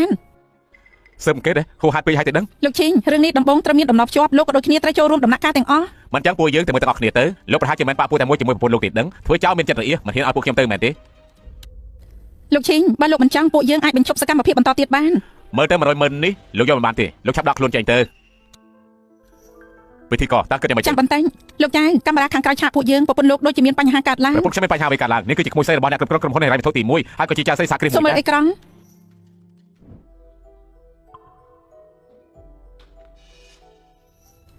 ់សុទ្ធតែស្អីហ្នឹងមួយអាទិត្យខាត់5,000,000អាចធ្វើបានធ្វើមិនបានចេញទៅការពិតជារឿងក្រុមហ៊ុនសោះប្រពន្ធខ្ញុំមានកិច្ចការច្រើនណាស់បើក្រុមហ៊ុនខាន់តែងទួចជារឿងធម្មតាមិនលោកថាប្រពន្ធលោកមានតាក់ទងជាមួយក្រុមហ៊ុនហិរញ្ញវត្ថុទី1មានបើក្រុមហ៊ុនទៀតខ្ញុំជាក្មួយស្រីបង្កើតលោកប្រធានលីហ្វុយនៅក្នុងក្រុមហ៊ុនហិរញ្ញវត្ថុទី1ហើយកំពុងជួយអាជីវកម្មក្រុមហ៊ុនបុគ្គលល្បីម្នាក់មួយឆ្នាំរាប់ម៉ឺនគ្មានបញ្ហាអ្វីទេមានពាក់ព័ន្ធជាមួយក្រុមហ៊ុនហិរញ្ញវត្ថុទី1មើលទៅខ្ញុំត្រូវមានតំណែងជាមួយលោកចៅម្នាក់នោះហើយអាកែនយោចៅខ្ញុំមើលទៅលោកស្រីចៅស្ថានភាពមិនសូវស្រួលទេយល់ល្អទៅសួរគេបន្តិចទៅរឿងតូចតាចប្រពន្ធរបស់ខ្ញុំអាចដោះស្រាយបានតានេះគឺជាសិស្សពូកែមិនមែនអ្នកចាំជ្រូកអាចប្រៀបបានទេជ្រូកបើសិនជាកើតជំងឺបេះជ្រូកហើយប្រកាសជាស្លាប់មិនខានទេមកជួបបាយបន្តិចក៏គ្មានដែរតែចិត្តជ្រូកតាយ៉ាងម៉េចចិញ្ចឹមជ្រូកខ្មាស់គេណាស់មែនទេទាំងអស់គ្នាគួយទីនេះណាថាមិនញ៉ាំសាច់ជ្រូកនោះជំងឺបេះជ្រូកមួយរយៈមុនជ្រូកពួកខ្ញុំគឺនៅល្អទាំងអស់រឿងអីបន្តិចក៏គ្មានដែរថាលោកធាត់លោកទុកថាខ្លួនឯងធាត់មែននេះកើតនេះហងកើតហងជ្រូកកើតមានតម្លៃ260មិនថា260ឬ26,000ទេខ្ញុំនឹងប្រពន្ធខ្ញុំស្មោះត្រង់ត្រឹមត្រូវមិនរអៀសចិត្តស្បែកបន្តិចស្មោះត្រង់ត្រឹមត្រូវហ៎អញ្ចឹងមិនក៏មានចំណុចសង្ស័យច្រើនណាស់ឡេះពួកយើងគ្រាន់តែចង់ទៅស៊ើបតាពិធីក៏ពេលនេះគួរទៅបានហើយឬនៅឆាប់ផ្សាយបន្តភ្លាមទៅខ្ញុំបញ្ញាប់ទៅលោកប្រពន្ធរបស់ខ្ញុំទៀតឆេងយៀនតែឆាច់មើលផ្ទះរបស់លោកទៅតើលោកហ៊ានទេមិនមែនធ្វើចោលរអៀសចិត្តទេដឹងថាមិនត្រូវទេតែបើទៅប្រកាសជាមានបញ្ហាអីហើយមិនមែនមានបញ្ហាអ្វីហើយលោកមិនហ៊ានទេមិនឲ្យទ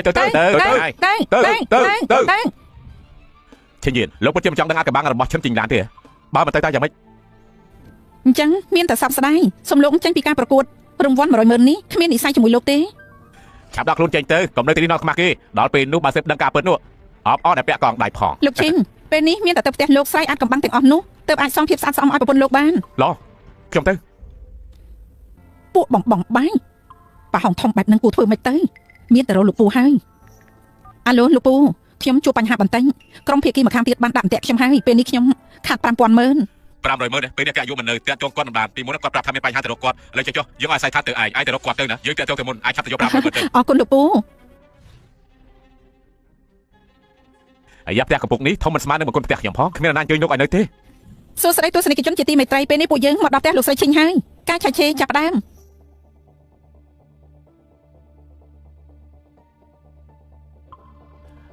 ត្រង់នេះគឺរបស់នេះហើយថៃស៊ុយពាន់ឆ្នាំខ្ញុំមិនថារបស់នេះពិតឬអត់ទេតែនេះជារបស់ប្រពន្ធខ្ញុំសូមលោកទុកវិញទៅរបស់នេះបើសិនជាពិតនោះគោលឈើផ្ទះរបស់លោកខ្ញុំនឹងខំទាំងអស់ដាក់ទុកវិញទៅអ្នកចាំជ្រូកលោកខឹងមែនទេកន្លែងអន់បែបនេះជាខ្ញុំមកខ្ញុំមិនមកដែរថៃស៊ុយពាន់ឆ្នាំនេះខ្លាយទេបើប្រពន្ធលោកលក់ថៃស៊ុយខ្លាយវិញមានផោះតាំងធ្វើបាបមនុស្សនោះលោកចង់ធ្វើអីសុទ្ធតែរបស់ធ្វើបាបមនុស្សទុកវាធ្វើស្អីទៅមែនហើយពិធីក៏ខ្ញុំមើលតែនាងចាប់ផ្ដើមប្រឹងប៉ូលីសហើយមែនទេការឆាច់ឆេរមិនមែនដើម្បីបំផ្លាញទេឆាប់រឿងរបស់ទាំងអស់ទុកវិញភ្លាមជាយឺណាលោកពិតជាមិនដឹងរឿងប្រពន្ធរបស់លោកលួចវត្ថុបើខ្លាយទេតើពិតមែនទេឬឡាភ្លាមតោះឆាប់ទៅថៃស៊ុយពាន់ឆ្នាំនេះមិនអាចឲ្យគេទៅដល់បានមុនឡើយឆាប់ទ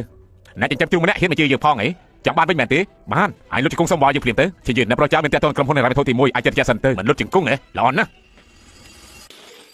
ធ្វើបាបគេខ្លាំងពេកហើយហើយហ៊ានវាយយើងផងអ្នកទាំងពីរឈប់ទៅអ្នកចាំជ្រូកឯងហ៊ានវាយយើងពេលរបស់យើងស្លាប់ទាំងមាត់ឯងម្នាក់មួយម៉ាត់ក៏ឯងអាចស្លាប់បានដែរពេលនេះក្នុងអ៊ីនធឺណិតមានប្រជាជនច្រើនកំពុងជេរលោកការគ្រប់គ្រងលោកធ្លាក់ចុះហើយលោកណានសុទ្ធតែជាពួកគ្មានភ្នែកពួកឯងសមមុខហើយតែធ្វើជាកសិករជាន់ទាបយើងឲ្យពួកឯងបានឃើញថាពួកឯងទាំងអស់គ្នាសំតែនៅក្រោមបានជើងរបស់យើងទេហើយយ៉ាលោកចៅឈប់វាយទៅមុខចេញឈាមហើយណាហើយអាចចង្រៃយើងពឹងលើមុខស៊ីបាយទេនេះលោកចៅលោកវាអ្នកផ្សេងបំផ្លាញទ្រព្យសម្បត្តិតាមចិត្តត្រូវសងលុយហ៎ចង់បានលុយមែនទេ10000នេះសងសម្រាប់ឆ្នាំខ្លាយៗរបស់ឯងទាំងអស់នៅសល់ទៀតផងនៅហ៊ានសម្រាប់យើងទៀតលោកចៅកុំធ្វើប្រទេសប្រដាម្នាក់ឈើឆៅម្នាក់គ្មានសមត្ថភាពកម្មវិធីលើកនេះខ្ញុំទើបជាអ្នកឈ្នះវគ្គចំបញ្ចុះលុយឆ្នាំខ្លាយៗមិញនេះយើងបានសងហើយនៅក្នុងកាត់នេះគឺមាន100000ទុកថាថ្លៃឯងចូលបន្ទប់ ICU ចុះកុំអីឈប់ភ្លាមខ្ញុំបាទថងទើសូមជួបលោកឈីង ខ្ញុំបាទខាងទ័រសូមជួបលោកឈីង បែទេវតាទី1នៅតាស៊ីលោកខាងទ័រ លោកឈីងលោកមិនអីទេបែទេវតាខាងទ័រនាងខាងមែនគឺមែនហើយមែនទេជាគាត់មែននៅក្នុងទូរទស្សន៍ខ្ញុំធ្លាប់ឃើញគាត់ លោកខាងទ័រជាអ្នកឃើញក្បាលមិនឃើញកតុយស្មានមកដល់ថាថ្ងៃនេះអាចបានជួបលោកដោយផ្ទាល់សោះជាកិត្តិយសធំធេងណាស់ អាយ៉ាបែទេវតាខាងតើមានស្អីណែនាំដែរទេលោកប៉ានេះគឺជាថៃសួយពិតមែនទេនេះតើយើងត្រូវពិនិត្យមើលសិនដែរ បែទេវតាខាងថ្ងៃនេះលោកដើម្បីថៃសួយ របស់នេះคล้ายៗទេប្រាដើម្បីកុហកគេឯងមិនខុសទេគឺរបស់คล้ายៗគ្មានតម្លៃទេពួកឯងចេះស្អីគ្មានចំនួនក្រោយមិនដឹងអីបើនេះគឺជារបស់ពិតដឹងថាវាមានតម្លៃប៉ុណ្ណាទេអាយ៉ាមិនអាចជារបស់ពិតបានទេបែទេវតាលោកមើលផ្ទះបាក់បែកទាំងអស់នេះទៅហើយម្យ៉ាងទៀតនេះគឺជាផ្ទះអ្នកចិញ្ចឹមជ្រូកនៅតាមស្រុកស្រែតែប៉ុណ្ណោះទេជាញៀនរបស់នេះគឺខ្ញុំសង 10000 គឺច្រើនពេកហើយវាបំបាក់ចឹងរបស់ឯងទៅគួរសមជាញៀនចាយឈើនិយាយត្រូវរបស់នេះគឺคล้ายៗទេយើងសូមដាស់តឿនឯងอย่าលេងជឿពិតជាលេងជឿ500ឆ្នាំពិតមែនពិតជាលេងជឿ500ឆ្នាំពិតមែន បែទេវតាខាងលោកប្រកាសទេណែស៊ីបាយទេណែស៊ីបាយណែមិនខុសទេខ្ញុំភ្លក់តែមួយម៉ាត់តូចពេលនេះពេញតែទាំងខ្លួនពោពេញទៅដោយកម្លាំងពីមុនខ្ញុំក៏ធ្លាប់ភ្លក់លេងជឿ200ឆ្នាំដែរខុសឆ្ងាយពីមួយទីខ្លាំងណាស់លោកប៉ានិយាយបែបហ្នឹងថៃស៊ុយនេះពិតជារបស់ពិតមែន 90% សុទ្ធតែជារបស់ពិតនៅសល់យកទៅពិសោធន៍បន្តិចសិនលោកឈិញថ្នាំស្មៅនៅលើដីនេះតើអាចលក់បានទេខ្ញុំព្រមឲ្យ 500,000 ណាមិនយ៉ាងណាទេលោកយល់ខុសស្អីទេដឹងចោលឈើបែទេថ្នាំទាំងអស់នេះគឺសុទ្ធតែជារបស់ពិតឲ្យមុននេះឲ្យ 10000 សូម្បីតែរឹសយិនសិនមួយនេះក៏ទិញមិនបានផងតើលោក20អ្នកណាហ្នឹង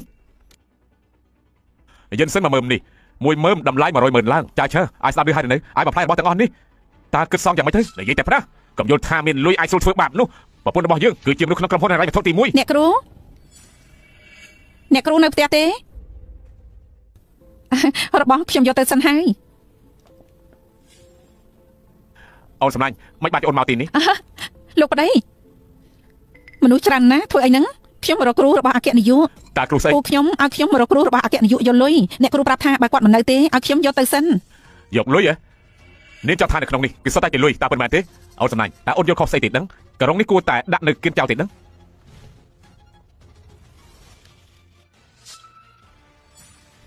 លោកឈិញរឿងមួយប្រពន្ធលោកមិនមែនមនុស្សធម្មតាម្នាក់ទេនាងមិនត្រឹមមានសមត្ថភាពថែមទាំងមានលុយច្រើនទៀតខ្ញុំក៏មិនដឹងដែរអូនសំឡាញ់គ្រូរបស់អគ្គនាយកក្រុមហ៊ុនហិរញ្ញវត្ថុទី1ឬមួយជាអ្នកចិញ្ចឹមជ្រូកពិតមែនទេអើយបងនិយាយប្តីផ្ដាស់ស្អីអគ្គនាយកមានឋានៈថ្លៃថ្នូរគ្រូគាត់មិននឹងអាចជាអ្នកចិញ្ចឹមជ្រូកទៅម្យ៉ាងទៀតបងមើលអាក្រក់បែបនេះថាមិនត្រូវជាសាច់ញាតិក្រីក្រម្នាក់ណារបស់គាត់ជួយដោះដូរបណ្ដោះអាសន្នឲ្យក៏មិនដឹងត្រូវហើយប្រកាសជាបែបហ្នឹងខ្ញុំនៅមានការទៀតខ្ញុំទៅសិនហើយលោកឈិញលេងជឿនឹងយិនសិនរបស់លោកសម្បកក្រៅគឺមើលទៅសុទ្ធតែខូចអស់ហើយកន្លែងខ្ញុំគឺមានឧបករណ៍អាចរក្សាទុកបានល្អបើលោកមិនប្រកាន់ទេខ្ញុំយកទៅសិនតែវិញខ្ញុំហើយចាំយកមកឲ្យលោកវិញបានទេខាងទៅគឺជាពេទ្យទេវតាមិនធ្វើរឿងអាក្រក់ទេបើខ្ញុំទិញឡើងឃើញរបស់ទាំងអស់នេះខូចច្បាស់ជាសួរដេញដល់មិនខានអរគុណលោកខាងលោកឈិញថៃស៊ុយបើជារបស់ពិតគឺជារបស់ដែលមានតម្លៃបំផុតខ្ញុំព្រមឲ្យ 500,000 ទិញមួយបន្ទះតើយ៉ាងម៉េចដែរលោកខាងលោកឈួតឲ្យមែនទេតែមួយបន្ទះនឹងតម្លៃ 500,000 ទេលោកខាងលោកឈួតឲ្យមែនទេមួយបន្ទះនឹងតម្លៃ 500,000 ទេអាចបិទមាត់ទៅឲ្យលោកឡោពេកហើយសំទោសនេះជារបស់ប្រពន្ធខ្ញុំសម្រេចចិត្តមិនបានទេបើលោកខាងពិតជាចង់បានពិតមែនអាចរងចាំប្រពន្ធខ្ញុំត្រឡប់មកវិញបានក៏ល្អដែរខ្លាចតែលោកម្ចាស់គ្រួសាររបស់ខ្ញុំគាត់ចាំមិនបានយូរទេចេះចុះខ្ញុំយកទៅបន្តិចសិនយកទៅធ្វើការបញ្ជាក់ពិតថាថៃស៊ុយពាត់ឆ្នាំមែនឬក៏អត់បានទេមកឲ្យឆាប់ឡើងលោកឈិញជួបគ្នាលើកក្រោយ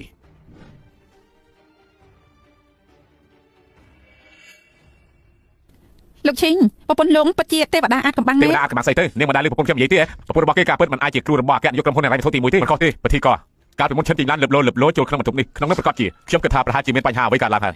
មិនអាចទេខ្ញុំជឿប្រពន្ធខ្ញុំនាងគឺជាជារៀនដែលគោរពច្បាប់ណាស់ទោះជាមានរឿងអ្វីឡើងបានខ្ញុំក៏មិនមែនជាមនុស្សកុហកដែរទស្សនិកជនទាំងអស់គ្នាកម្មវិធីពួកយើងដំណើរការដល់ដំណាក់កាលនេះយូរទៅកាន់តែអស្ចារ្យបន្តមកទៀតពួកយើងនឹងបន្តឆែកទៀត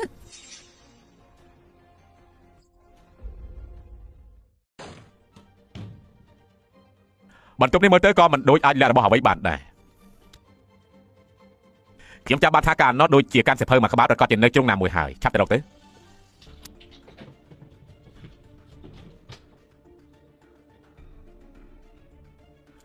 រកឃើញហើយតើនេះជាស្អីទៅជាវិញ្ញាបនបត្រកិត្តិយសវិញ្ញាបនបត្រកិត្តិយសលំដាប់ប្រទេសមិនយ៉ាងណាទៅត្រឹមតែជាអ្នកចាំជួបម្នាក់មិនយ៉ាងណាមានរបស់នេះទៅឲ្យលឿនបើកម្រាលពុកទៅឈិនចេញឡើងតើនាងមានសមាជិកជាអ្វីទៅទស្សនិកជនទាំងអស់គ្នាក្នុងផ្ទះអ្នកស្រីឈិញពួកយើងរកឃើញវិញ្ញាបនបត្រកិត្តិយសលំដាប់ប្រទេសលាក់នៅក្រោមពូកតើមានអាចកំបាំងអ្វីប្រហែលដល់ពេលពួកយើងបកស្រាយអាចកំបាំងពិតប្រាកដហើយលោកឈិញ លោកត្រៀមប្រឈមមុខនឹងការបកស្រាយអាចកំបាំងទាំងនេះហើយនៅ លក្ខណៈក្រមពុកប្រកាសជារបស់ដែលមិនអាចប្រើពីបានហើយអ្នកចិញ្ចឹមជ្រូកមើលច្បាស់ទៅប្រពន្ធឯងផាត់ក្បត់ឯងតើមានលក្ខរូបថតណាផ្សេងដែរឬក៏ទេ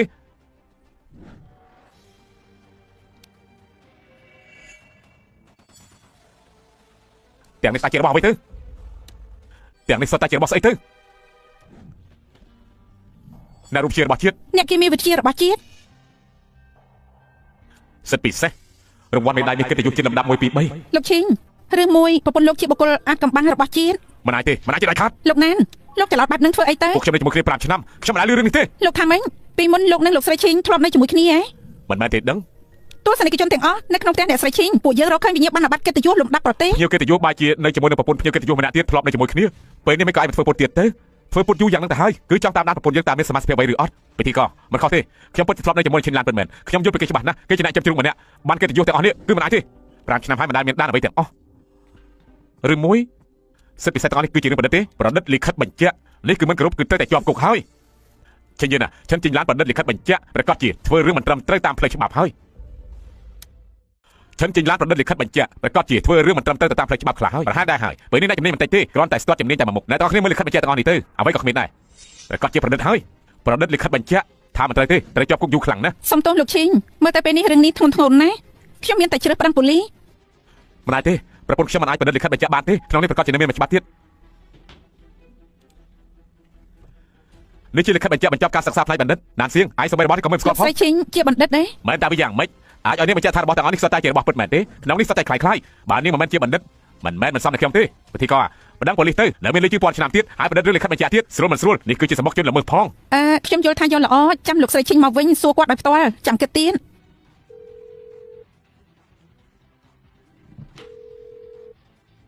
ប្រហែលជាកំពុងតែរវល់ហើយបន្តិចទៀតចាំខ្ញុំខលទៅនាង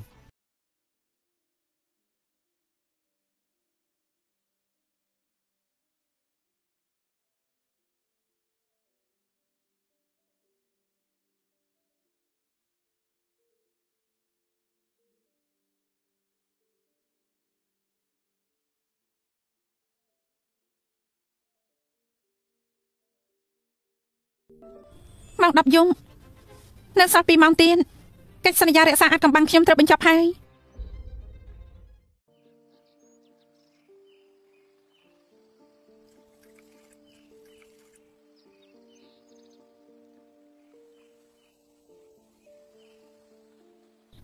ប៉ាលោកតាទួនពូទី 2 ពូទី 3 ឈិនចេញឡើងខ្ញុំសម្រាប់ភារកិច្ចហើយធ្វើបានហើយស្មោះត្រង់អសរពីនេះ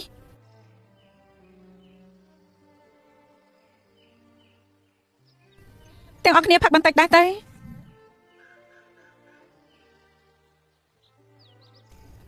ដូនតានៅឋានលើកូនចៅអកតញ្ញូឈិនចេញឡានជូនទាំងអស់គ្នាប៉ា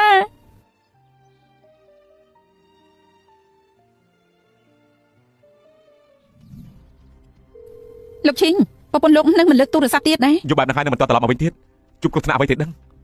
ខ្ញុំត្រូវនាងសិនមិនមែនរអៀចិត្តហើយចង់រត់ទេដឹងត្រូវហើយឥឡូវនេះមេចិត្តងងឹតទៅហើយបើដាក់ចំណៃជ្រូកក៏មិនយប់ដល់ថ្នាក់ហ្នឹងដែរឯងប្រហែលជាមិនមែនចង់ទៅផ្លាត់ដំណឹងឲ្យនាងទេឯងកំពុងហើយពេកបានទេបានហើយយើងមើលទៅឯងកំពុងតែពន្យាពេកទេបើទីក៏ឆាប់ប្តឹងប៉ូលីសទៅទោះជាពីមុនខ្ញុំនឹងគេធ្លាប់តំណែងនឹងគ្នាខ្លះប៉ុន្តែនៅចំពោះមុខបង្កអសន្តិសុខច្បាប់គឺមិនយោគយល់ទេប៉ុន្តែ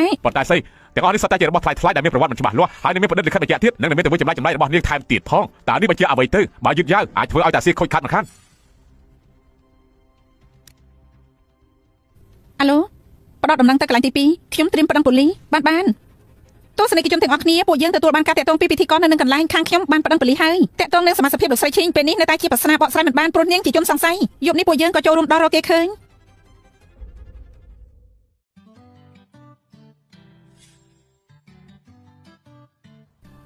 សារដែលសៀសៀងយកមកមិនក៏ធ្ងន់ក្បាលម្លេះទូរស័ព្ទខលចូលច្រើនដងហើយណែចុះទៅវិញចាំនិយាយទៀត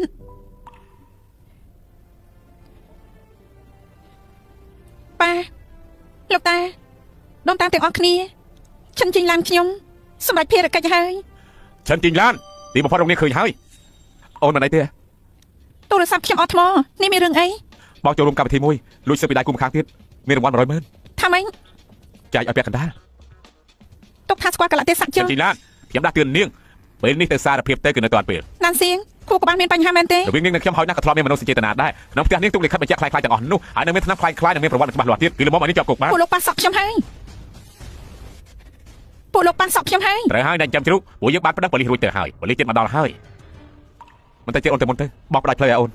បងនាំរឿងឲ្យអូនបងទទួលខុសត្រូវចំពោះអូន មិនបាញ់ខ្ចីទូរស័ព្ទបន្តិចតាចាក្រែងថ្ងៃនេះត្រៀមអំណោយជូនខ្ញុំម៉េទីនេះមានអ្នកប្តឹងប៉ូលីសចាប់ខ្ញុំឲ្យពេលលោក10នាទីមកទីនេះ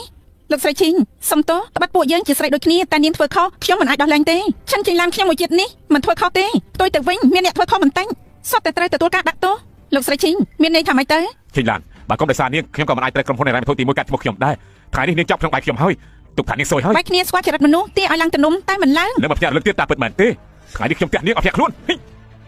នាងមិនមែនអាចប៉ះពាល់បានទេអាឡិតយើងមើលឯងទៅភ្នែកយូរហើយគីអាចចង្រៃហ៊ានវាយយើងផង បានហើយមិនចាំបាច់ទេ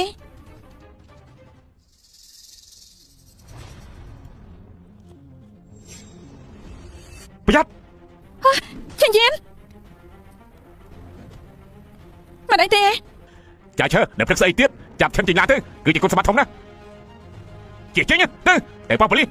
ឡើងខ្ញុំដឹងថាបានខ្ញុំត្រូវលះបង់អ្វីទេ ឈិនចេញឡានពេលនេះនៅធ្វើកិច្ចការដល់ណាទៀត ឡើងដៃ ស្រីចង្រៃយើងពឹងនឹងមុខរកបាយស៊ីនាងឃើញបាយមុខយើងផងអី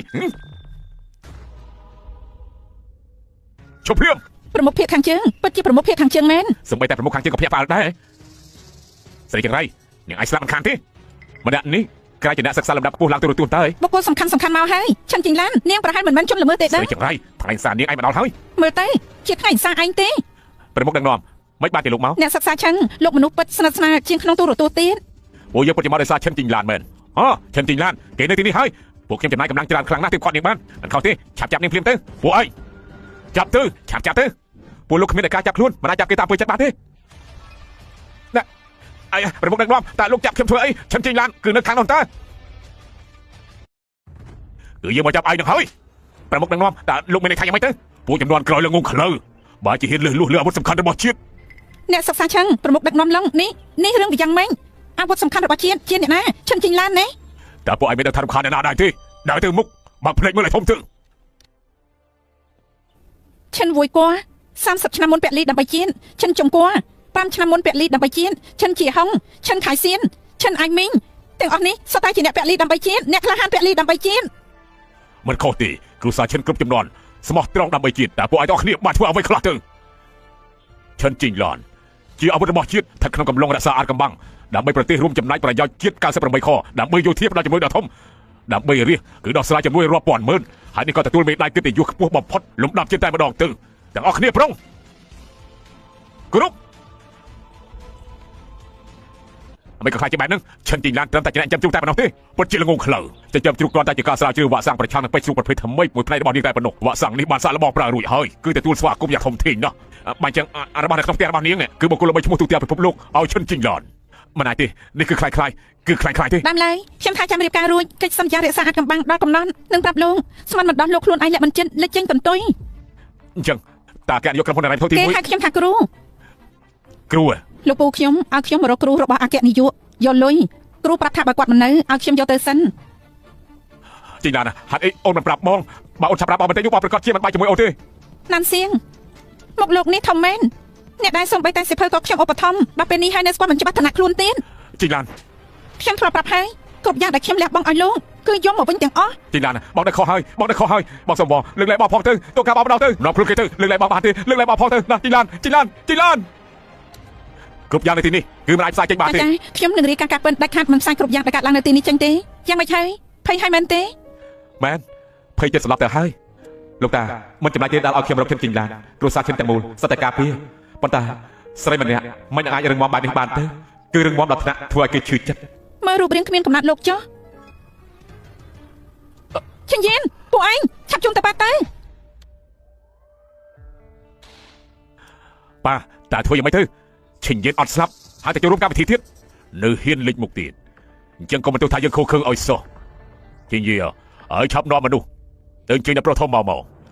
ឲ្យឆាប់ឡើងទៅ មកហាមន់ អូយផឹកតា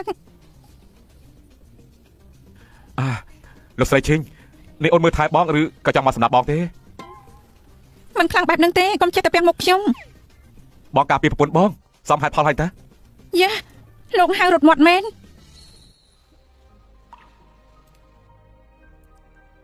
អ្វីក៏មិនអាចនិយាយបានហើយមួយថ្ងៃអោបបេះដូងដែលអាចស្លាប់បានទ្រាំចាត់ឆ្នាំបែបនេះ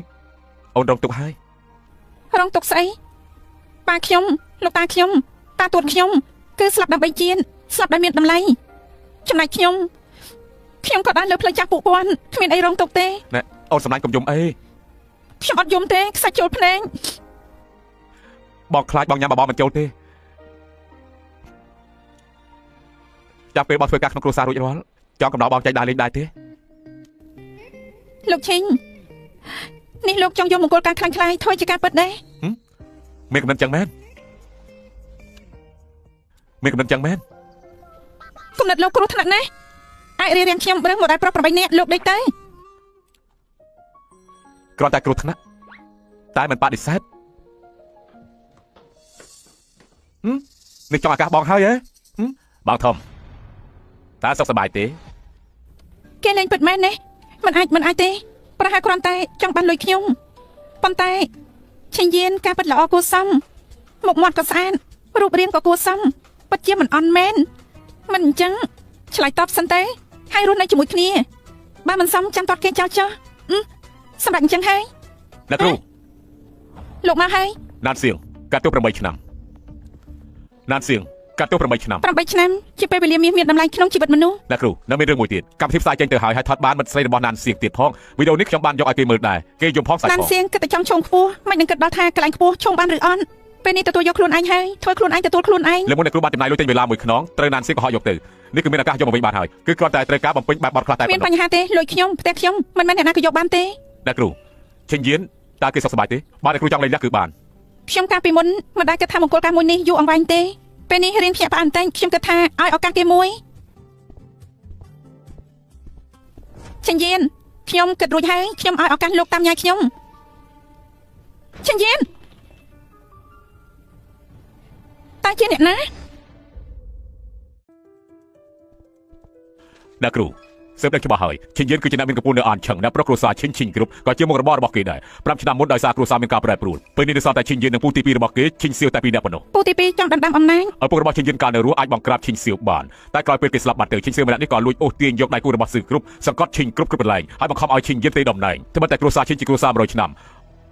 ខ្ញុំគិតថាបើសិនជាពូយើងលូកដៃទៅឈិញសៀវម្នាក់នេះប្រហែលជារស់មិនបានស្រួលទេខ្ញុំថាអញ្ចឹងអ្នកគ្រូត្រូវការឲ្យខ្ញុំលូកដៃដែរទេ មិនបាច់ទេ អ្នកគ្រូបើអញ្ចឹងជួយឈិញយាននៅពេលណាទៅ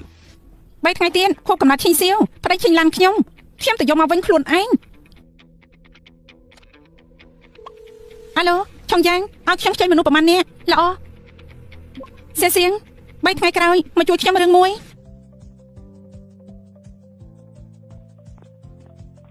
សុំទោសផងដែលរកតែមិនដល់សុំទោសណា អប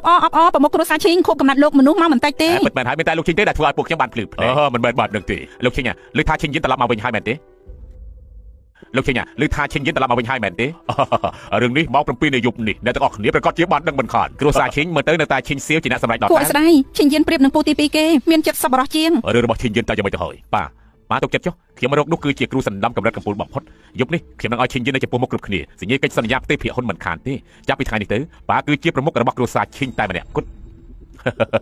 រឿងនេះអាចធ្វើបានល្អណាស់ចាំដល់រឿងនេះចប់ហើយយើងនឹងយកសាខាទាំងប្រមាណក្រៅពីឈិញសឺគ្រប់បំបីដាក់ឈ្មោះរបស់ឯងហើយចាប់ពីថ្ងៃនេះតទៅគ្រួសារឈិញពួកយើងគឺជាមិត្តនៅអានឆឹងនេះជាមិនខានបាទត្រូវហើយឥឡូវឈិញយានចូលចិត្តលេងល្បីខ្លាំងណាស់ត្រូវតែប្រយ័ត្នបន្តិចទើបបានណាបាទ ស្វាគមន៍អ្នកទាំងអស់គ្នាដែលចូលរួមកម្មវិធីខុបកំណត់ប៉ាខ្ញុំនៅយប់នេះគឺខុបអាយុ60ឆ្នាំរបស់ប៉ាខ្ញុំក្នុងពេលតែមួយនៅមានរឿងសំខាន់មួយទៀតយើងគេទៅយុទ្ធទាំងអស់គ្នាសុទ្ធតែបានដឹងហើយក្រោយពេលបងប្រុសខ្ញុំស្លាប់ទៅឈិញសឺគ្រប់យើងជាក្រុមហ៊ុនដ៏ធំសុទ្ធតែឈិញយានក្មេងម្នាក់នេះដោះស្រាយតែក្មេងមានអាយុតិចចរិតមិនសូវនឹងថឹងប្រមាណហើយគេមិនមាត់មិនកគេក៏បានចាក់ចេញពីក្រុមហ៊ុនរយៈពេល3ខែលោកឈិញសឺគ្រប់មានលោកទើបដោះស្រាយបានល្អមែនទេ មែនហើយយកគ្រប់គ្នាសុទ្ធតែដឹងហើយតើឥឡូវឈិញយានគឺខ្ញុំមើលតាំងពីតូចដល់ធំហើយចំពោះរូបគេក៏បានដឹងពីរឿងនេះដែរខ្ញុំចំពោះឈិញសឺគ្រប់ប្រឹងអស់ពីសមត្ថភាពដូច្នេះថ្ងៃនេះខ្ញុំមានរឿងធំមួយគឺចង់ប្រកាសឲ្យអ្នកទាំងអស់គ្នាបានដឹងអ្នកបន្តវេនឈិញសឺគ្រប់នោះគឺឈិនចេញឡានមកដល់ ប្រពន្ធឈិញយានឈិនចេញឡានជូនពរពូទី2 ប្រពន្ធឈិញយានឈិនជីងឡានជូនពរពូទី2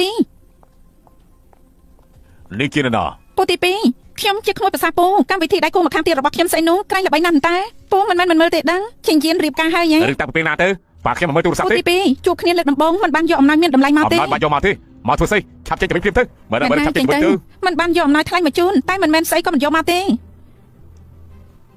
មួយនេះគឺជូនពូទី2 តើរបស់ស្អីនឹងនេះឈួតហើយ នេះជារបស់សំណប់ចិត្តដែលខ្ញុំយកបានដោយពិបាកណាស់ នេះប៉ុណ្ណោះក្មួយប្រសាមែនទេឈិញសៀវយើងមិនខ្វះអាវកញ្ចក់មួយនេះទេ ពូទី2នេះមិនមែនអាវធម្មតាទេ ពិតជាឈួតមែនហើយអាវរហ័យមួយក៏ហ៊ានយកមកដែរចាំមើលថាយើងដុតវាយ៉ាងម៉េច ដុតមិនបានទេ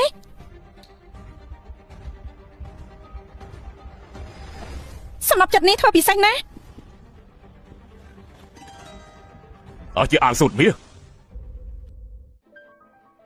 នេះជាអាវសូត្រមាស ព្រះអើយក្រែងនេះជារបស់ឪពុកឈិញយានប្រមុខគ្រួសារឈិញមុនតា សម្រាប់ចិត្តនេះគឺមានតម្លៃខ្លាំងណាស់ថារាប់រយលានក៏មិនហួសហេតុដែរបាត់ទៅច្រើនឆ្នាំមិននៅក្នុងដៃស្រីម្នាក់នេះទៅវិញ គឺឈិញយានឲ្យខ្ញុំពូទី2មិនស្រឡាញ់ទេហ៎ បាត់មកទៅនេះគឺខ្លាយខ្លាយទេ ខ្លាំងខ្លាយតែនៅលើនឹងមាន DNA របស់ពូទី2ទៀត និយាយតែប៉ុណ្ណោះ ខ្លាំងខ្លាយឬអត់ពូទី2ពូប្រកល់ឈិញយានចេញមកនឹងដឹងហើយមែនហើយលោកឈិញយានមិននៅមិនទាន់មកទៀត សម្រាប់ចិត្តនេះគឺជារបស់សម្រាប់ចិត្តរបស់ប្រមុខគ្រួសារឈិញគ្រប់ចំនួនត្រូវភ្លើងមិនងាយឆេះទេត្រូវទឹកមិនងាយផុយបាទរបស់ខ្លាយខ្លាយមិននេះគូតែឆេះអស់ទៅត្រូវមែនហើយបាទតាធ្វើយ៉ាងម៉េចទៅខ្លាយខ្លាយប្រកាសជាខ្លាយខ្លាយដឹងដែរទេហើយរកគ្រូសណ្ដំម្នាក់នោះគ្មានបញ្ហាអ្វីទេគ្មានទេឆាប់ហៅបងធ្វើរបស់ឯងមកព្រាមបាទឈិញយានមកដល់ហើយបាទបងថមមកហើយ អាយ៉ាពិតជាឈិញយានមែន គេពិតជាស្ម័គ្រចិត្តយកក្រុមហ៊ុនប្រកល់ឲ្យពូទី2របស់គេជាអ្នកគ្រប់គ្រងពិតមែនយានមកនេះមកពូទី2ត្រូវការអីណាឲ្យលឿនទៅខាងប៉ារបស់ខ្ញុំភ្លាមទៅប្រាប់នោះគ្រប់គ្នាអាសំណប់ចិត្តគឺខ្លាញ់ខ្លាយបងនឹងយកគ្រប់យ៉ាងរបស់ក្រុមហ៊ុនប្រកល់ឲ្យប៉ាខ្ញុំគ្រប់គ្រងហើយភាគហ៊ុនក៏ប្រកល់ឲ្យគាត់ដែរមកឆាប់មកនេះមកឆាប់ឡើងទៅមិនក៏មិនឆាប់ទៅទៀតល្អិតហើយរលៀមពេកហើយពូទីផ្ទៃតំណែងដាក់បន្តវេនថ្ងៃនេះត្រូវតែលេចចេញក្មួយប្រសាម្នាក់មកហើយនឹងយកអាវសូត្រមាសមកឲ្យទៀតមកឆាប់ប្រាប់អ្នកគ្រប់គ្នាទៅអាសំណប់ចិត្តនេះពិតឬក៏ខ្លាយខ្លាយទេហើយឆាប់និយាយប្រាប់ពួកគេទៅគឺពិតមិនចឹងតែខ្ញុំមិនប្រាប់គេថាខ្លាយយិនឲ្យសូត្រមាសនៅឡើយទេមិនឆាប់ប្រាប់ពូទី2បើកុំតែក្មួយប្រសាមានអ្នកខ្លាំងពូទី2វិញធ្វើឲ្យខូចរបស់ល្អបាត់ទៅហើយណា ឈិញយានមកនេះ មើលទៅកូនប្រុសរកគ្រូសណ្ដំពិតជាមិនអន់ពិតមែនអីឈិញយានថ្ងៃនេះអ្នកមកទីនេះសុទ្ធតែជាអ្នកពិភពជំនួយឲ្យប្រកល់ក្រុមហ៊ុនឲ្យយើងគ្រប់គ្រងយកភាគហ៊ុនផ្ទេឲ្យយើងទាំងអស់តើរឿងនេះពិតឬក៏ខ្លាយខ្លាយអាចនិយាយប្រាប់ពួកគេទាំងអស់គ្នាទៅមើលគឺ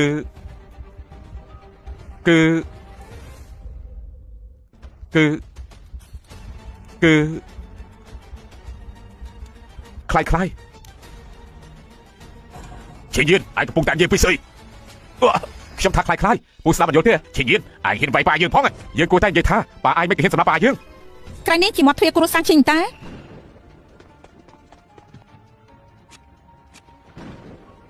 មិននេះជាអ្នកណាទៅមិនក៏យកកន្ត្រៃទៅកាត់ហ្វ្រាំងឡានអញ្ចឹងមែនហើយ តែជាអ្នកណាទៅ ទាំងគ្នានេះជាវីដេអូដែលប៉ាខ្ញុំគ្រោះថ្នាក់ចរាចរណ៍នៅយប់នោះ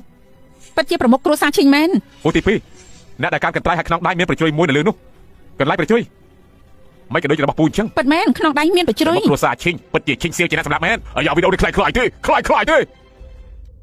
វីដេអូនេះគឺខ្លាយខ្លាយទេគឺខ្លាយខ្លាយទេ វីដេអូខ្លាំងខ្លាយឬអត់ខ្ញុំមានអ្នកជំនាញជួយពិនិត្យ ឡើងឆោកយ៉ាមកដល់